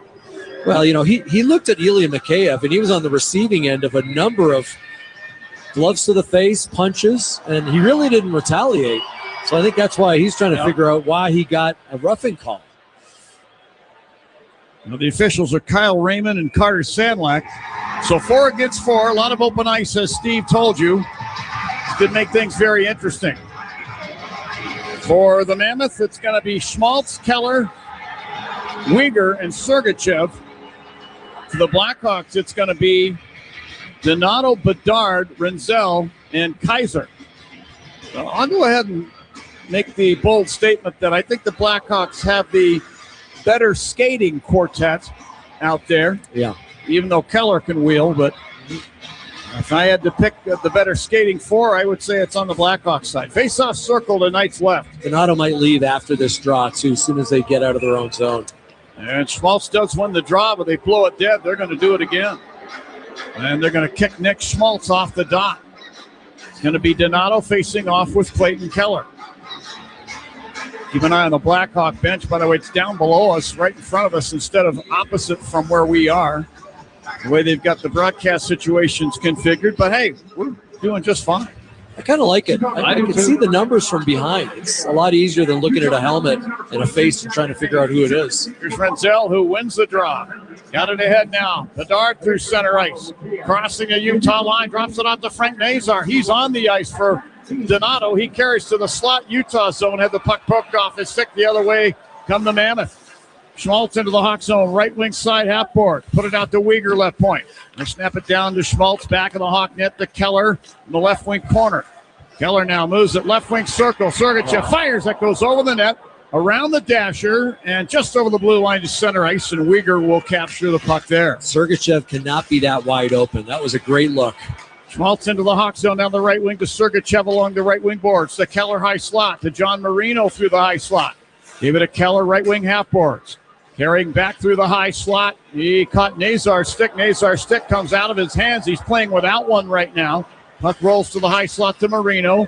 Down to Sergachev along the right wing half boards. The Keller bottom of the right wing circle. Cuts in front of the net. Jams it on goal. Turned out of there by Knight. Nazar got a new piece of composite here. Sergachev pounding one for the high slot. And a nice save made by Spencer Knight. Now Renzel catches a high stick from Keller. And Keller, disgusted by the call, pounds the puck off the near corner boards in the Utah zone, as if to say that is a bogus call, but he's going to sit for 2 and possibly more. Yeah, he's just holding up 2 fingers, so I guess Sam Renzel is not cut. He's not bleeding. And here's the call. Number 9, it's a 2-minute minor, high sticking. 2-minute high sticking call. So good news is the Blackhawks do get a power play, and maybe better news, it's going to be a 4-on-3. It's going to be a 4-on-3 for 45 seconds, and that is a huge advantage for the Chicago Blackhawks. Unfortunately, Connor Bedard was out there, and the Blackhawks wisely calling a timeout. And they want to give those guys, especially Frank Nazar and Connor Bedard, who had been out there for a minute 15. Now we're watching the replay of the incident where Keller high-sticked Sam Renzel, and Renzel, with his arm, he was trying to pull Keller's stick off of him. He ends up sending it up into his own face. So in Clayton Keller's defense, he's a little agitated by the fact that referee made the high stick call, but I guess ultimately you've got to be responsible for your stick. Yeah, and probably the reason Keller pounded the puck off the end boards. That's going to be a long 2 minutes in the penalty box for him. Well, this is a Citgo power play. Score savings at every fill-up with Club Citgo. Download the app now to start saving. Face-off is inside the Utah zone. Circle to Karel Vemelka's left. It's going to be the Four Seasons face-off. And your trusted local experts for heating, air conditioning, plumbing, sewer, and electric. Draw one by the Mammoth. And Schmidt will fire it all the way down. Spencer Knight came out of the Hawk net to the bottom of the far circle and dropped the puck off to Bedard. He'll wheel with it behind the net and out. And drop it off between the circles. Hawk zone to Nazar. He carries through center. Put it in over the Utah line along the right wing. Teravainen. The Nazar back of the net. He sent it now into the far corner, but Stenlund there for the Mammoth. Shot it to the Hawk blue line. Bedard's got it back through center over the Utah line. To Teravainen right point. To Nazar high slot. Little touch pass to the left point. Bertuzzi. He'll carry top of the left circle. Leave it for Bedard. Left point. Bedard down to the left wing circle. Over Bertuzzi on the net. He scores! Power play goal. This ties the score at 1. Tyler Bertuzzi in the office just redirects this pass into the back of the Utah net for a power play goal. 1-1 the score. And for that goal, it's time to break out the Bandito. Celebrate every goal this season with El Bandito Yankee Tequila. And boy, after that hot pass, Connor Bedard turned around in the stands and was glaring at them, kind of pointing at them. I guess he'd been getting, maybe hassled a little bit by the spectator, but what a great pass and a great finish by Tyler Bertuzzi, down on one knee, literally blocking that hot pass and redirecting it into the net. A huge power play goal. Absolutely mammoth goal for the Chicago Blackhawks. And they have tied the score at 1. Yeah, pun intended, right? Yes, absolutely. So for Tyler Bertuzzi, that's his 28th of the season, his 11th on the power play from Bedard. A goal at 2:18 of period number 3. So the team's now back to 4 aside. And off the draw, the Hawks control the puck. Crevier with the puck, right wing of center ice. Will fire it back down behind the Utah net. There to get a Mikheyev. To Donato, put it up the slot. Vlasic's got the puck. He'll flip it off the left boards and down and behind the net. Carries around now to Donato. Flipped it around. Vlasic from the left point will fire. That deflects wide. Team's back to 5 aside now. Sergachev near corner. Flips the puck behind his net to Uyghur. The pass up the right wing side to center ice. Andrew Mangiapane took it away. Head of Mikheyev at the Utah blue line and spin it down behind the Mammoth net. Here's Uyghur carrying out between the circles in his end. He decides to take the puck and just go for a little loop back in behind his own net and hold it there as the Mammoth complete a line change. Uyghur carrying out from his blue line. Spun it ahead. This deflects into the Hawk zone. Matt Grzelcyk back on there. Head to Ryan Green. Now outlet to Levshinoff with speed over the Utah line. Top of the right circle. Shoot, shoulder save is made. Burakovsky rebound. Fed the slot for Bedard. He knocked it wide. And then Burakovsky is slammed from behind into the near corner boards by McBain. Nearly hit head first. Fortunately, he's back up on his feet. He's okay. Then Cole hits Burakovsky behind the net. Puck taken away by Green. Tried to put it out to the point. Picked off by McBain. McBain to center ice. Put it over the Hawk blue line. Offside is called here against Utah. We'll pause 10 seconds for station identification. You're listening to Chicago Blackhawks hockey. WGN Chicago is your radio home The Hawks, the Cats, March Madness, and the Indy 500 on air and on smart devices worldwide. Yeah, that was a real dangerous hit by McBain, and that's at least his 9th, maybe 10th hit in this hockey game. Good to see Andre Burakovsky get back up on his feet. And another strong shift there from Connor Bedard. Boy, he is feeling it tonight. He's got the jump. He wants the puck. Face off just outside the Hawks line. Taken back by the Mammoth. Stenlund sticks it back into his own end to Marino. Shot the puck along the far boards. Hawk zone. Vlasic clears to center ice. Taken back by the Utah team. Kerfoot put it down behind the Hawk net. Vlasic there. The puck into the far corner for Lardis. He'll flip it back in behind the net. Louis Crevier has one of the Mammoth players pinned against the boards as the puck comes free. Loose puck along the near boards and Slaggert reaching for it along with Schmidt. The puck deflects up into the net. Whistle stopping play. We're down to 15:42 left in period number 3. And remember, I'm sorry, John, remember all Blackhawks wins this season are sponsored by Circus Sports Illinois. Download your new bookie today at circusports.com. Well, that last goal by Tyler Bertuzzi, the power play goal, has certainly energized Blackhawks bench.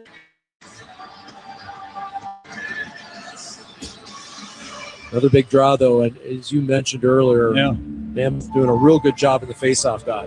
Bedard against Schmaltz, and the puck won by the Hawks. Actually, Nazar's got it. Lifts it out the center ice down into the Utah end. Uyghur back to take the puck there. The Lawson Krause Utah line. Fed it through the Keller over the Hawk line for the left circle. Fires in and out of the glove of Knight. Schmaltz get back and fires for the left point. That's into the glove of Knight. This time he'll hold on for the whistle. And another draw inside the Hawk zone. Circle to Knight's right. Couple of important saves there by Spencer Knight, who is making his 6th start in the last 40 days. And, of course, that was all around the Olympic break. It's his 43rd start of the year, which is a career high for Spencer. And against Utah, a perfect 2-0-0 record. He has stopped 60 of 64 shots in his career against Utah. That's a .938 save percentage. Schmaltz again on the draw against Nazar. And Nazar wins the draw to McKayev near corner. Pokes a pass up the right wing side. Donato came along and gathers in the puck. He'll skate it to center ice. Drives it off the right corner boards and down behind the Utah net, then recovers it off of Vemelka's stick. From the left wing corner, he put it back in behind the net from Mangiapane. He sent it back to the corner. McKayev knocked off the puck. The puck cleared out to center ice by Uyghur. Vlasic Hawk blue line. Shot the puck across in front of the benches. And now Crevier pokes it free. Looked like Schmaltz knocked it out of there with a high stick. The linesmen and referees didn't see it that way. They continue to play. Uyghur with the puck along the right wing boards. Head to Gunther, Hawk blue line. The Edmonton native will dump it into the left wing corner, Hawk end. Logan Cooley there. Cooley escapes behind that. Fed it over to Dursey, who fires from the right circle, and that goes wide off a deflection. And the puck hugs the dash, goes all the way back down in behind the Utah net. Ian Cole's got it there. The Hawks will get it and get a line chip. Here's Cole. Lead pass up the middle of the ice for Turka. Levshinoff was able to disrupt that. Dursey got the puck, put it back down the boards into the Hawks. Cooley on the left wing boards, put it to the slot for Peterka. His stick was all tied up, couldn't get a shot away. Grizzlick outlets to center ice to Nazar, to Bertuzzi. He's over the Utah line, top of the right circle to Grizzlick, top of the left circle. Shoots, glove save made by Karel Vemelka. He'll hold on, whistle stopping play. Matt Grizzlick looking for his first Blackhawk goal this season. He's gotten away several good shots, but unfortunately just hasn't gotten any luck. Yeah, Matt Grizzlick's played very well in this hockey game. In fact, I think after the first period, he led all defensemen for the Blackhawks in time on ice. Unfortunately, that last shot by him from about 45 feet out, there was no screen in front of Vemelka. Vemelka catches with that right hand and made it look very easy. You talked about the fact that you saw Mammoth stick tight in front of the Blackhawks net. That was a great second effort by Tyler Bertuzzi, the man who scored about 2 minutes ago on the power play. Draw in the Utah zone, won by the Mammoth. Hayton clear to center ice to Stenlund over the Hawk blue line to McBain along the left boards. McBain with a shot for blocked by Kaiser. Loose puck in front. Fires it over the net with a backhand. Hayton in the right wing corner. Checked by Renzel. Puck comes free to Kaiser back of the net. He lost it to the near corner to Stenlund.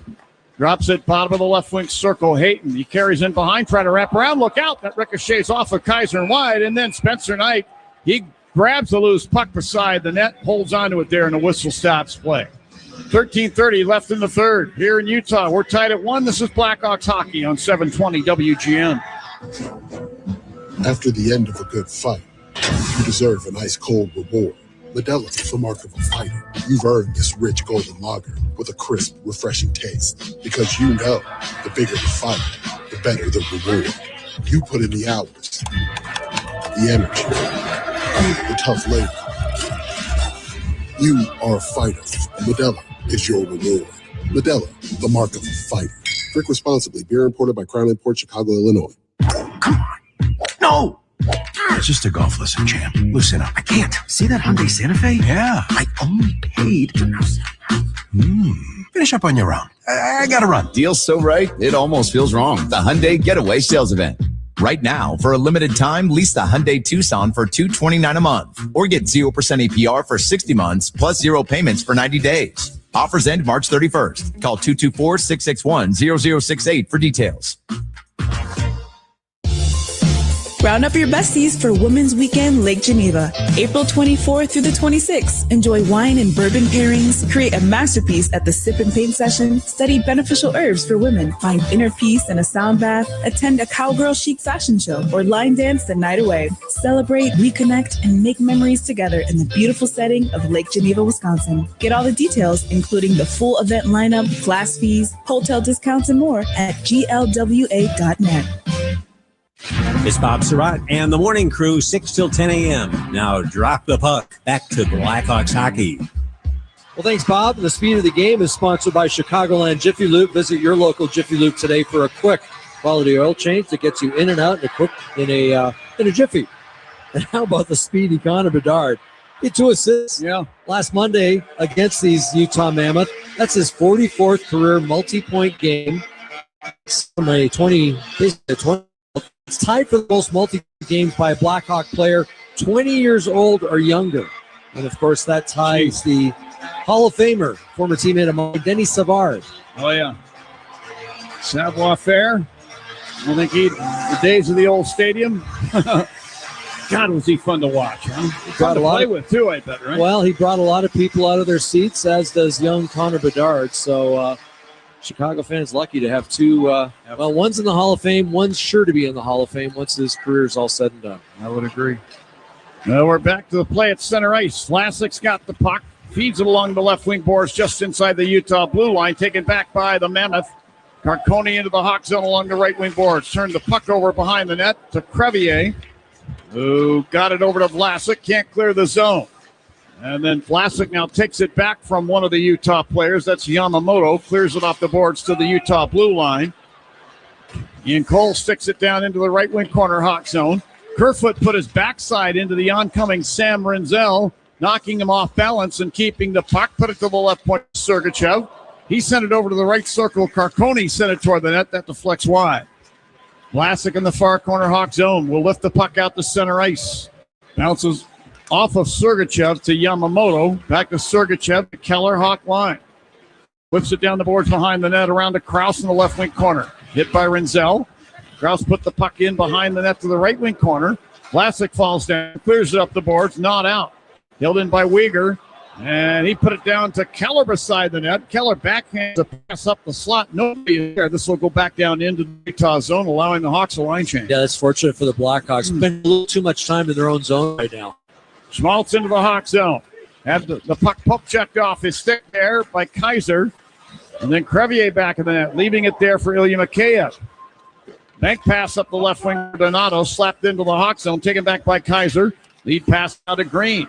Over the Utah line on the left wing, and he backhands the puck down behind the net. Vanelka out to play it to the near corner. Sergachev turned it over to Burakovsky. To Bedard, top of the right wing. Drove one off the end boards. Ricochets out to Vanelka, who gloved it in behind the net. And then Green took the puck back to Burakovsky, high slot. There through the feet of Krause, could not. Krause snapped back into the Hawk zone. Kaiser's got it now to center ice in front of the penalty benches. And he'll put it over to the right wing corner in the Utah zone. Jersey back to get it there. Jersey passing to Marino, then ahead to Cooley into the Hawk zone, right circle. Drops it back into the slot, picked off by Ryan Green. Green moving up the right wing to center ice. Hands the puck ahead, Matt Grizzly. He'll dump a bouncer right in on goal. Vamilka sliding, knocking it in behind the net to Cole. Cole holding onto it there. 11 minutes left in the third, tied at 1. Now pass out to Gunther, crossing the Hawk blue line. To Hayton, he overskates the puck near the right point. Picked up by Nazar. Breaking back through center over the Utah line. Right wing to Bertuzzi, right circle, shoots. Oh, fought off, rebound, scores! Frank Nazar beside the Utah net. Vamilka made the initial save, but the puck rolled through his equipment and laid in the crease. Nazar looped in behind the Utah net, came out the far side and found himself a rebound and pumped it home. 2-1 Hawks. And with that goal, it's time to break out the Bandito. Celebrate every goal this season with El Bandito Yankee Tequila. And watch this play by Teuvo Teravainen. Soccer style, kicks it. His stick was tied up. That doesn't matter. He used his skate to get that perfectly over to Frank Nazar, who kind of lunges for it, doesn't lose his balance, puts it into the empty cage. But that goal all happens because of the smart, petty play of Teuvo Teravainen, who seems to have some really good games against this Utah Mammoth team. Seems to enjoy himself, whether against Utah at the United Center or out here in Salt Lake. So for Frank Nazar, he had a goal. He had the game winner at the United Center on Monday night. This is now his 10th goal on the season from Bertuzzi and the aforementioned Teuvo Teravainen. The Hawks lead 2-1. Let's see how they defend the lead. McBain took the puck away along the left wing boards, Hawk zone. Put it out to the line, Sergachev. Dropped it off the right corner boards. Michael Carcone there. Put it to the right point, Uyghur to Sergachev, top of the left circle. He slings it in front of the net. Hayton redirects it wide. Uyghur got it back right point to Sergachev, high slot. He fires, and that hits Sam Lafferty, and the puck deflects up into the protective netting and out of play. So we get a whistle stopping play. Down to 10:02 left in the third, 2-1 Hawks. That's a good block by Sam Lafferty, the fourth line out there. You certainly don't want to be hemmed in your own zone. You don't want to give up a goal in the third period, and he did a good job of blocking the puck. That's a new look line. They've been out there a couple of shifts now for the Utah Mammoth. McBain playing with Hayton and Carcone. I take that back. They've been playing together all game long. So they have been noticeable out there because not only have they been hitting, they've been tilting the ice in their favor, playing a lot in Chicago's zone. So it's going to be Ryan Donato now facing off again against Schmaltz, who wins the draw to Marino right point. To Keller in the high slot. Holding, he'll fire. That goes wide off the inboards. Look out, it ricochets up the slot. But right there's Ryan Donato to stick the puck back down ice into the Utah end. Good awareness there by Spencer Knight. That hot puck off the end boards. It would have went in off the back of his leg. He jumped out of the way. Schmaltz gains the Hawk zone down the right wing, carries behind the net. And he was defended there by Renzel, who knocks the puck free. Loose puck along the near boards. Schmidt for the left point, flings it down behind the net. And Kaiser's stick was slashed in half. No penalty called. Loose puck to the left wing board. Schmidt there. Schmidt now to the line to Marino, to Keller along the right board, firing from there, and a chest save made by Knight. The puck pops out onto the stick of Krause. The Marino high slot to Schmidt, left point. Tried to make a pass over to the right circle for Keller. Kaiser intercepts, clears it off the boards and down, and icing's going to be called. And the Hawks are a tired bunch right now.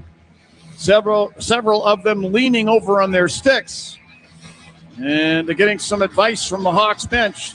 This next face-off will be back in the Hawk zone. Yeah, they can't call a timeout. They called one during that power play, which was a wise decision because they ended up scoring on that power play. But right now, 5 tired bodies. Good hands there, though, by Wyatt Kaiser. I think has had a real strong game. Maybe his best since coming back from injury. Picked it out of the air, but he ended up icing the puck. Donato again against Stenlund this time. Drop of the puck. Pulled out of there by Yamamoto. To Uyghur in the high slot. Delays and fires. That hit Mangiapane and rolls over the blue line back to center ice. This forces Utah to regroup. Yamamoto back into the Hawk zone to Kerfoot. Right circle. Angles one toward the front of the net. Hit Levshinoff. Ricochets in behind. Kaiser put it to the near corner. Levshinoff. Oh, Kaiser put a stick unintentionally into the side of the head of one of the Utah players who goes down in a heap along the near boards. And a power play coming up here for Utah. 8:42 left in period number 3. 2-1 in favor of the Hawks. And we'll see what the call is going to be. I think Kevin Stenlin was on the receiving end of that. We'll tell you about it after the break. This is Blackhawks Hockey on 720 WGN. Chicago News on WGN. Current, local, agenda-free. WGN. Hey, hockey fans, it's Charlie Romeliotis. If you're ready to upgrade your outdoor living space, look no further than TimberTech Decking and Railing. TimberTech is the #1 premium composite decking brand, and it's tough enough to handle anything. It looks just like real wood, but without the costly maintenance of a wood deck. It won't rot, warp, splinter, or peel ever, and it's backed by industry-leading warranties, so your deck will last season after season. Connect with a local contractor or visit free samples at timbertech.com to see the TimberTech difference for yourself. TimberTech, everything wood should be. What if you could restore blood flow to someone's failing lungs in a matter of seconds? Our patient Mike had hard-to-reach blood clots deep in his lungs that were putting his heart under major duress, causing it to fail too. He could hardly climb a few steps. But thanks to a procedure pioneered by the Northwestern Memorial Hospital Interventional Cardiology Team, we cleared the clots with a minimally invasive procedure. Anchored by the top heart and vascular program in Illinois by U.S. News and World Report, only Northwestern Medicine had the solution to save Mike. Tiny balloons were used to gently open the delicate vessels and restore blood flow. Northwestern Memorial Hospital was the first in Illinois to master this breakthrough method. As Mike's nurse, I'm proud to have been a part of his journey from oxygen tank to breathing like a kid again. Northwestern Medicine. What makes us better makes you better. Hey, Chris Chelios here. It's time to break out the Bandito. El Bandito Yankee Tequila. So smooth, it's criminal. Break out the Bandito, baby. Welcome back to Salt Lake City, the Delta Center, where the Chicago Blackhawks hold a 2-1 lead over the Utah Mammoth. Goals in the second period by Dylan Guenther of Utah gave them the 1-0 lead. But 2 goals in the third. Tyler Bertuzzi on the power play with his 28th, and then Frank Nazar, literally minutes ago, his 10th on the year, have given them the lead. But the Blackhawks killing their first penalty on the night, so Utah on the power play. They'll face off circle to Spencer Knight's right. Hawks need a big penalty kill right here, right now. Going to be Hayton facing off against Ryan Green of the Hawks. Drop the puck. Green wins it cleanly to Crevier in the corner. To Vlasic back in the net. Drove it around the glass. That hit Keller. He held it in at the right point. Put it down to Schmaltz behind the Hawk net. To Keller in the right wing corner now. Floats a pass. Not much on it. Mikheyev took the puck away and clears a bouncing puck out to center ice. Good second effort there by Mikheyev. And he's always on his toes looking for loose pucks. He jumped on that one right away and got it out. Keller crosses the Hawk line on the left wing, but turned the puck over right to Ryan Green, and he'll stick it down ice and right in on goal. Lamelka turns it away to Sergachev. New penalty killers out there for the Hawks, Teravainen and Landon Slaggert. Here's Guenther into the Hawk zone right point. Pulls the puck back and then flings it down toward the net. Directed wide by Knight. Loose puck along the near board. Sergachev to Guenther. Right point to Keller beside the net. Walks in front, got away a shot. Turned out of there by Knight. And then Knight with a right pad save. Crevier clears the rebound away, but right to a Mammoth. Here's Keller from the left circle. Fires over the net around the glass. Puck rims around to the right point. Held in by Guenther. He'll fling it back down behind the net. Keller along the left boards. Now Sergachev to Guenther. Top of the right circle. Shoots. That goes wide. Puck rides up the near boards. Slaggert tried to use his stick to spear it out of the zone. It's picked up now between the circles by Teravainen, and he'll clear it down. Yeah, it was a good job there because Vlasic and Crevier were tired. We should point out Kaiser did not get that penalty. It was given to Levchinov, which was the right call. Yeah. Important because Kaiser's a big penalty killer. 30 seconds on the play, on the power play for Utah. Cooley racing into the Hawk zone, got by everybody, and then lost the puck through the crease. Carconi along the right boards with 20. To Cooley behind the net, tried to center, picked off by Grzelcyk. Moving it around to the near sideboards. Mikheyev to Green. He pulls out the backhander and fires it through the air and all the way down. 8 seconds left on the Utah power play. They're in their last rush. Led by Dursey to center ice to Cooley. Crossing the Hawk blue line, dumps the puck to the right wing corner, and released from incarceration is Levchinov. The Hawks have come back to full strength. So the Hawks 8 for 8 on the penalty kill against Utah in this season series. Yeah, and a couple of big saves there. Maybe one of them hit the outside of the net, but Spencer Knight really good in that last sequence. Now Vlasic poke checking the puck away to the far corner to himself. He'll skate it up the left wing, strip to the puck by Carcone to Peterka, right circle, shoots and scores. Well, it's not a power play goal, but it's an even strength goal, and it ties the score at 2. The goal at 13:45 of period number 3. You got to feel for Alex Vlasic. Yeah. Turns the puck over. He had control of it, tried to skate it out, had his pocket picked, and a perfectly placed shot just off the inside of the post. Beats Spencer Knight. Blackhawks had control of the puck, and they were skating out with it. Unfortunately, couldn't get it over the blue line. Carcone gets it to Peterka, and Peterka makes them pay. He ties it here late. 6:15 to go, 2-2 to score. Well, for J.J. Peterka, who came over from the Buffalo Sabres in a trade, German-born winger. I'll tell you in just a second. For Peterka, that's goal number 22 on the season from Carcone. And 2-2 the score as we get back to the play inside the Utah zone. Marino tried to flip the puck out. He was met by Nick Lardis, who knocks it down behind the net. Cleared away to the near side by Kerfoot. Stenlund then along the near boards, battling with the Hawks, Renzel. Renzel kept the puck alive along the half boards. Burakovsky in there, banging bodies, trying to work the puck free. He continued to scrum for the puck along the boards. Burakovsky came out with it. Fed the left circle, Grzelcyk. He shoots, and a butterfly save made by Vejmelka, and he'll hold on. All right. Getting down to the nitty-gritty here, folks. 5:39 left in the third here in Utah. It's the Hawks 2 and the Mammoth 2. Are we going to overtime just like we did on Monday? Stick around and find out. This is Blackhawks hockey on 720 WGN.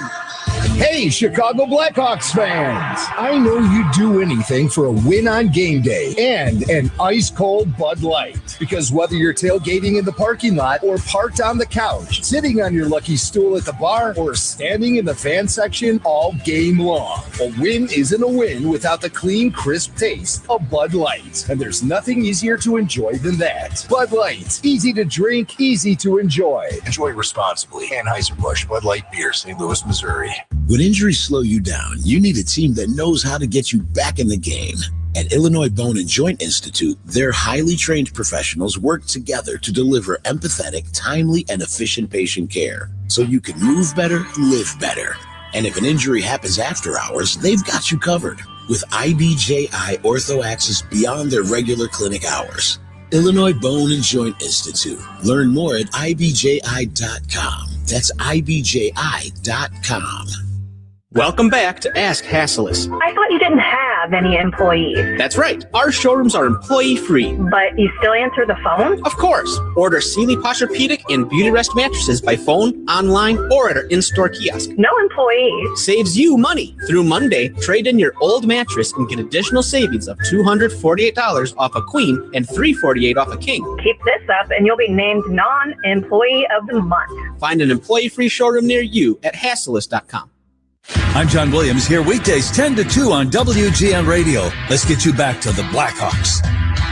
Back to Salt Lake. The Blackhawks came back to full strength. They killed off that Utah power play. And it's sponsored by Northwestern Medicine Orthopedics on a relentless pursuit of better medicine. And even though we've got 5:39 left in regulation, it's about 5 minutes remaining. Sponsored by Take 5 Oil Change. Take 5, the stay in your car 10-minute oil change. Face off to the right of Vejmelka. Won by the Mammoth. Here's Hayton passing to center ice to Stenlund. Back to Hayton over the Hawk line down the left wing. Directed in behind the net, around to the right circle. Fed the slot. Sergachev fired. Knight came out with a butterfly save at the top of the crease and holds on. Whistle stopping play, and then McBain pushed one of the Hawks. That's Grzelcyk over the top of Spencer Knight, who goes down on his back. And you would hope that Spencer didn't twist a knee in that altercation or something like that, maybe even an ankle sprain. A good aggressive save by Spencer Knight, though.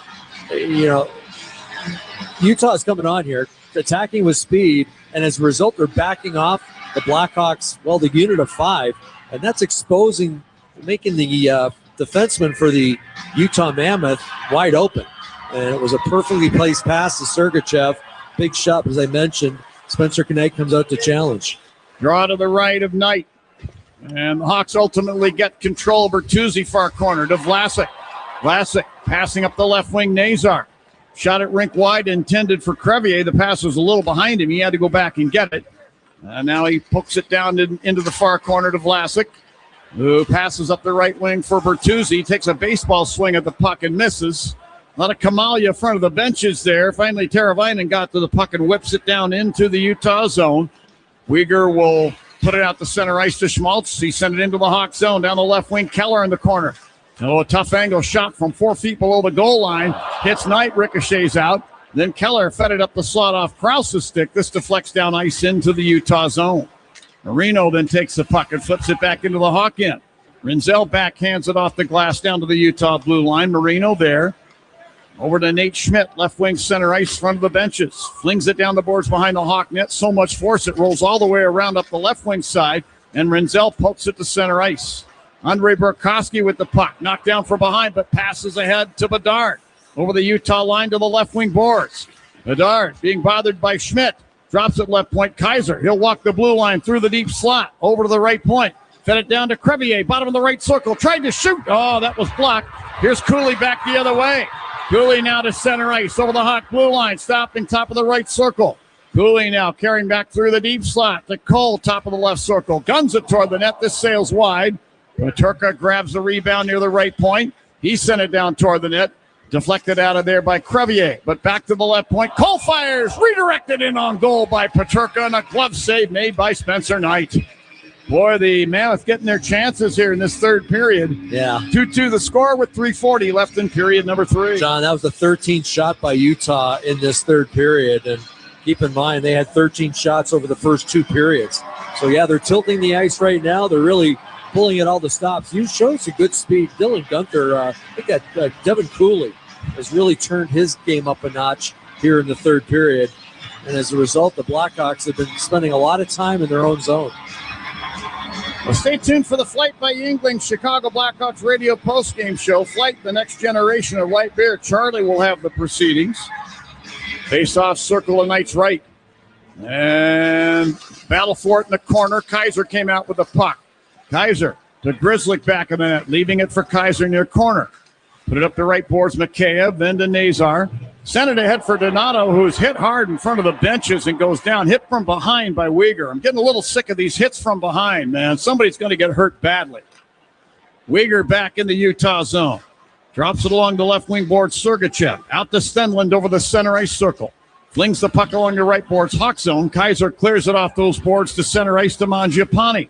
He'll dump the puck into the right wing corner in the Utah zone. Sergachev there. Put it around the glass, not out. Held in by Crevier, right point. Sticks the puck down behind the net around to Vlasic along the left wing half boards.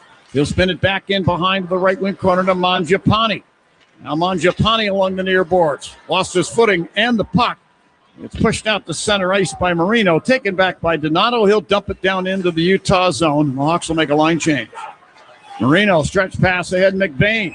He got it ahead of Hayton over the Hawk blue line on the right wing, but we get a whistle. Offside is the call.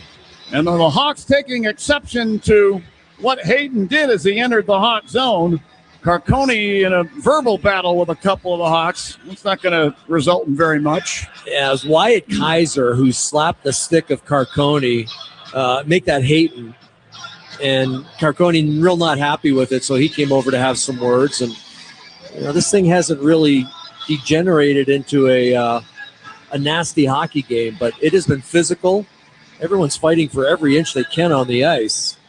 And we see Connor Bedard out there again between Slaggert and Lardis on this fourth line. Draw one by the Hawks. Rinzel takes a pass from Kaiser, gave it back to Kaiser, top of the far circle, Hawk zone. He sent a pass up the left wing to Bedard. He deflects the puck down to the end boards in the Utah zone. Lardis tried to get to it. He had it slapped off his stick, and the puck tumbles through the air to the front of the crease. And Vamelka with a backhanded stab looked like a first baseman trying to pick up a hard pass from across the diamond from a third baseman. Yeah. And anyway, stopped the puck, face-off circle to his right. He did a good job backhanding that. And you look at Carl Vamelka. He's been pretty good in this hockey game, but since the Olympic break, I'd say not great. 3 wins and 3 losses. Yeah. And he has allowed 9 goals in his last 2 starts. That's prior to today's game. 9 goals on 61 shots, .852 save percentage. Not that good. Bedard and Stenlund face off. Stenlund wins this face off. Puck shot around by Weegar to Schmaltz. Head to Krause. Krause working against Connor Bedard down the right wing of the corner Hawk zone. Bedard falls underneath him there. And the puck sent up the near side by Schmaltz ends up back at center ice. Connor's going to head to the Hawks bench. He may have injured himself a little bit in that entanglement. Back in the Hawk zone, Renzel got to a puck in front of Krause. Passing to Nazar along the right boards. Oh, he's hit by Krause as he unloads a pass to center. Picked off by Hayton, racing back into the Hawk zone to the right circle. Whips it in front. That's off of Nazar's stick, but Nazar will go and get it along the right boards and then skate the puck back through center over the Utah line. Right wing, drop past Teravainen. He backhands it in front of the Utah net. Nobody home on the far side. McBain got it back to Carcone across the Hawk line to McBain, right circle. Fires a shot. Crevier blocked that with his skate. Kaiser's hurt himself. His left shoulder, his stick was jammed. Carcone walking the puck to the front of the net. Had it knocked free. Knight has lost his goal stick. Now Bertuzzi will clear the puck off the left wing boards and down, and Knight goes to get his stick. Hawks catch a break there. Yeah, Kaiser made contact with Carcone. His stick kind of jammed his arm, and right away he reached up to his left shoulder. It didn't look good. We're under a minute to play in the regulation, I should say. Play back in the Hawk zone in the near corner. Peterka battling with Donato. Puck comes free. Donato's got it now behind the net. Here's Donato passing to Grzelcyk along the right wing boards. He'll skate it up the right wing to center ice. Lofts one through the air and right in on goal. Vamelka uses the blocker to move it to the near corner. Puck cleared to center ice by Sergachev, taken back by the Hawks. Grzelcyk lead pass up the left wing for Donato. Deflected away and pushed out to center ice by Weegar. Green in front of the benches will drive it down the boards and behind the Utah net. 20 seconds left in regulation. Weegar to Sergachev near corner. To Gunther. He'll charge up ice with 13. Moving it ahead for Keller. He's hit at the Hawk line by Grzelcyk as he redirects the puck in behind the net. Crevier moves it to Burakovsky. Rink wide pass Green with 3. Over the Utah blue line. He'll just spin it down the boards and allow regulation time to end. And for the second time in as many games, the Blackhawks will head to overtime against the Utah Mammoth. Yeah, they've seen a lot of overtime lately. The Blackhawks 2-1-2 of their last 5 games, but 3 of those have gone to overtime. As you mentioned, their last game against Utah, which was a win in overtime. That was a Frank Nazar power play goal. But prior to that, overtime against Dallas. In Dallas, they lost, and an overtime in Winnipeg against Winnipeg, they lost that one too. So tonight's overtime is sponsored by your Chicago and Northwest Indiana Hyundai dealers. Well, the Mammoth got away 13 shots, Steve, in period number 3. A lot of pressure in the Blackhawks end. The Blackhawks did well to keep them out. But 13 shots for a regulation total of 26. And now the teams, as you said, head to overtime. Will we see a repeat of what we saw on Monday night? Let's hope so. Let's hope so. And I'm really happy with the way Spencer Knight has played. You know, we mentioned earlier his first game in the last 9 days. He's been out with an illness. And then when you throw in the fact that, you know, he was out for the Olympic break, this is just his 4th game in the last 40 days. And he looks really sharp. He's dialed in. Not a heck of a lot he could do on that Peterka goal, that turnover by the Blackhawks. The quick turnaround, the shot by Peterka literally off the inside of the post. So certainly can't blame Spencer Knight for that. But we will see 3-on-3 hockey. And again, I think the advantage, you'd like to think the advantage would go to Chicago. And that's if they can win a faceoff. I mean, they have not been good on draws in this game. Yeah, that's a real good point. But, you know, I think the feeling on the bench has got to be, guys, we played a pretty good game here tonight. We have an opportunity to go 4-0 against the Utah Mammoth. Let's let it all hang out. We got 5 minutes, nothing to save it for. They leave tonight for Las Vegas. Tomorrow, they're scheduled for a practice, but it's not going to be a real tough practice. Right. You should see a very energetic start to this overtime with Frank Nazar, Connor Bedard, and Sam Renzel. Well, Andre Turney, the head coach of Utah, sends his best face-off man, Kevin Stenlund, out there to take this draw. No doubt if he wins this draw, he'll get right to the Utah bench. Facing off against the Hawks, Frank Nazar. Here we go, overtime. The drop of the puck. And the Hawks get control. Renzel back in the Hawk zone. They'll now move out to center ice. And in over the Utah line. Drop pass Bedard, top of the right circle.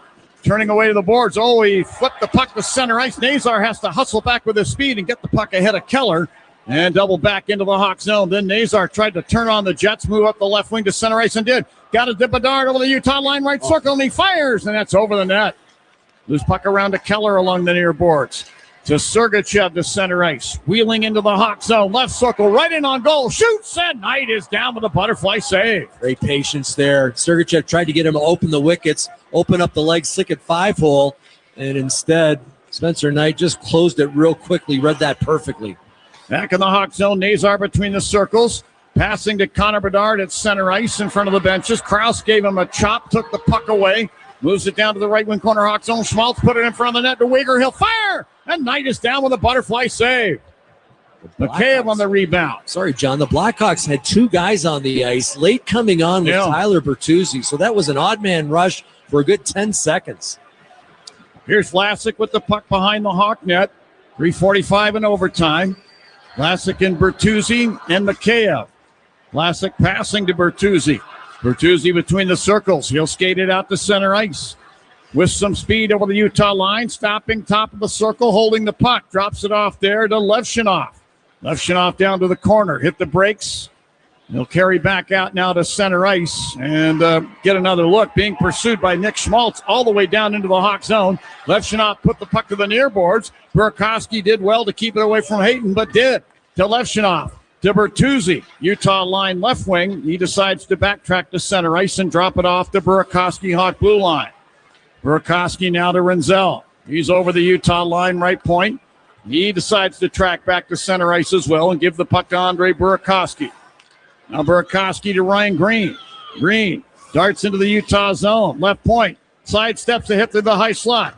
Gave it over to Burakovsky, right wing corner. Burakovsky holding the puck. Carrying up the boards. Burakovsky drops it right point. Green moving into the right circle. He'll fire, and a shoulder save made by Vanelka, and the puck ricochets up into the protective netting. 2:36 left in overtime. We're about halfway through. 2-2. Face-off will stay in the Utah zone to Vanelka's left. Yeah, that shot by Ryan Green had an opportunity. Had a chance just up under the crossbar. Vanelka, pretty big goalie down to the butterfly, just made himself a little bigger with the shoulder and just made that stop right at the last second. Wyatt Kaiser not on the bench for the Blackhawks. He would certainly be out there in a 3-on-3 situation. Unfortunately, he injured himself late in this hockey game and have not seen him since. Four Seasons Face-Off, your trusted local experts for heating, air conditioning, plumbing, sewer, and electric. McBain facing off with Connor Bedard. Circle to Vanelka's left, the drop of the puck. And Lardis had it for a moment. Weegar skewers it off his stick. Put it behind his net to the near corner to Gunther. Gunther. He eludes Connor Bedard and then carries the puck to center ice. Gunther with speed over the Hawk line. The right circle hands it off to Weegar to the corner. Pats it back to Gunther. Top of the right circle now. Leaving it there for Weegar as they crisscross. Weegar carries over top of the left circle and then floats the puck back over the blue line to center ice. Clayton Keller's there. Breaks into the Hawk zone down the left wing with speed. To the net, he shoots, and Knight knocks it wide with a butterfly save. Keller got the puck back in the right wing corner. Carrying behind the net around to the left wing circle. Then through the high slot. All the way to the right circle. Puck on the backhand. Fires. It goes wide. Gunther got it back. Bottom of the left circle to Sergachev in the high slot. Backing up. He'll back out to center ice with the puck and have another look. He then drops it off over the center ice circle. Gunther's got the puck into the Hawk zone to Sergachev. Deep slot to Keller right circle. To Gunther left circle. Moving in. He'll fire. And that deflects high and wide off the glass. Keller got it back. Bottom of the left wing circle. Keller now with 1:27 on the clock to the left wing half boards. With some room to the left circle. He'll drop it off now to Gunther, top of the circle. Gunther now at the line. Hits Schmaltz with a pass down the right wing of the Hawk zone. He cuts in front of the net. Deeks and lost the puck. And Bedard now back the other way. Out the handoff from Grizzlick over the Utah line. Right point drops it off. Lardis to Vlasic. High slot. Fires off the post. Rebound. Score! Connor Bedard right there to poke it home. And the Blackhawks beat the Utah Mammoth for the second straight time in overtime. Final score, the Hawks 3 and the Mammoth 2. And the Hawks have swept the Mammoth in the season series, winning all 4 games. What a win. Oh, it certainly was. And with that goal, it's time to break out the Bandito. Celebrate every goal this season with El Bandito Yankee Tequila. And you have to feel really good for Alex Vlasic, who was a big part of that power play goal. Excellent save by Spencer Knight at one end. Alex Vlasic jumps up on the play. It's a 3-on-2. His shot just off the inside of the post. I actually thought it went in, but it was off the inside of the post. Connor Bedard very wisely jumped on this loose puck, and it actually went off both posts. That's why I thought it went in. Off the left post, then the right post. It came out to Connor Bedard. He put it in. A multi-point effort for Connor Bedard, a goal and an assist. And because of that, he is now by himself with 45 career multi-point games, the most by any Blackhawk player 20 years of age or younger. He now has 7 goals, 6 assists in his last 12 games. And John, just as a friendly reminder, Connor Bedard was my pick to click. Attaboy. Give me one. Attaboy. Good job, Stevie. Well, Bedard cleans up the mess here finally here in Salt Lake City. A 3-2 overtime victory for the Blackhawks once again over their Central Division rivals, the Utah Mammoth. Well, that's a great way to head to Vegas. And look at the final shots on goal. The Blackhawks got away 3 in the overtime, and Bedard's was the one that found the magic point. Yeah, and John, just as a friendly reminder, this Blackhawks win, sponsored by Circa Sports Illinois. Every Blackhawks victory means a fan wins a 2-night stay at Circa Resort and Casino, plus 100 more score $100 Circa app credit. See the Blackhawks contest page for more details. Bedard from Vlasic and Lardis at 3:57 of overtime for Connor Bedard. Goal number 27 on the season.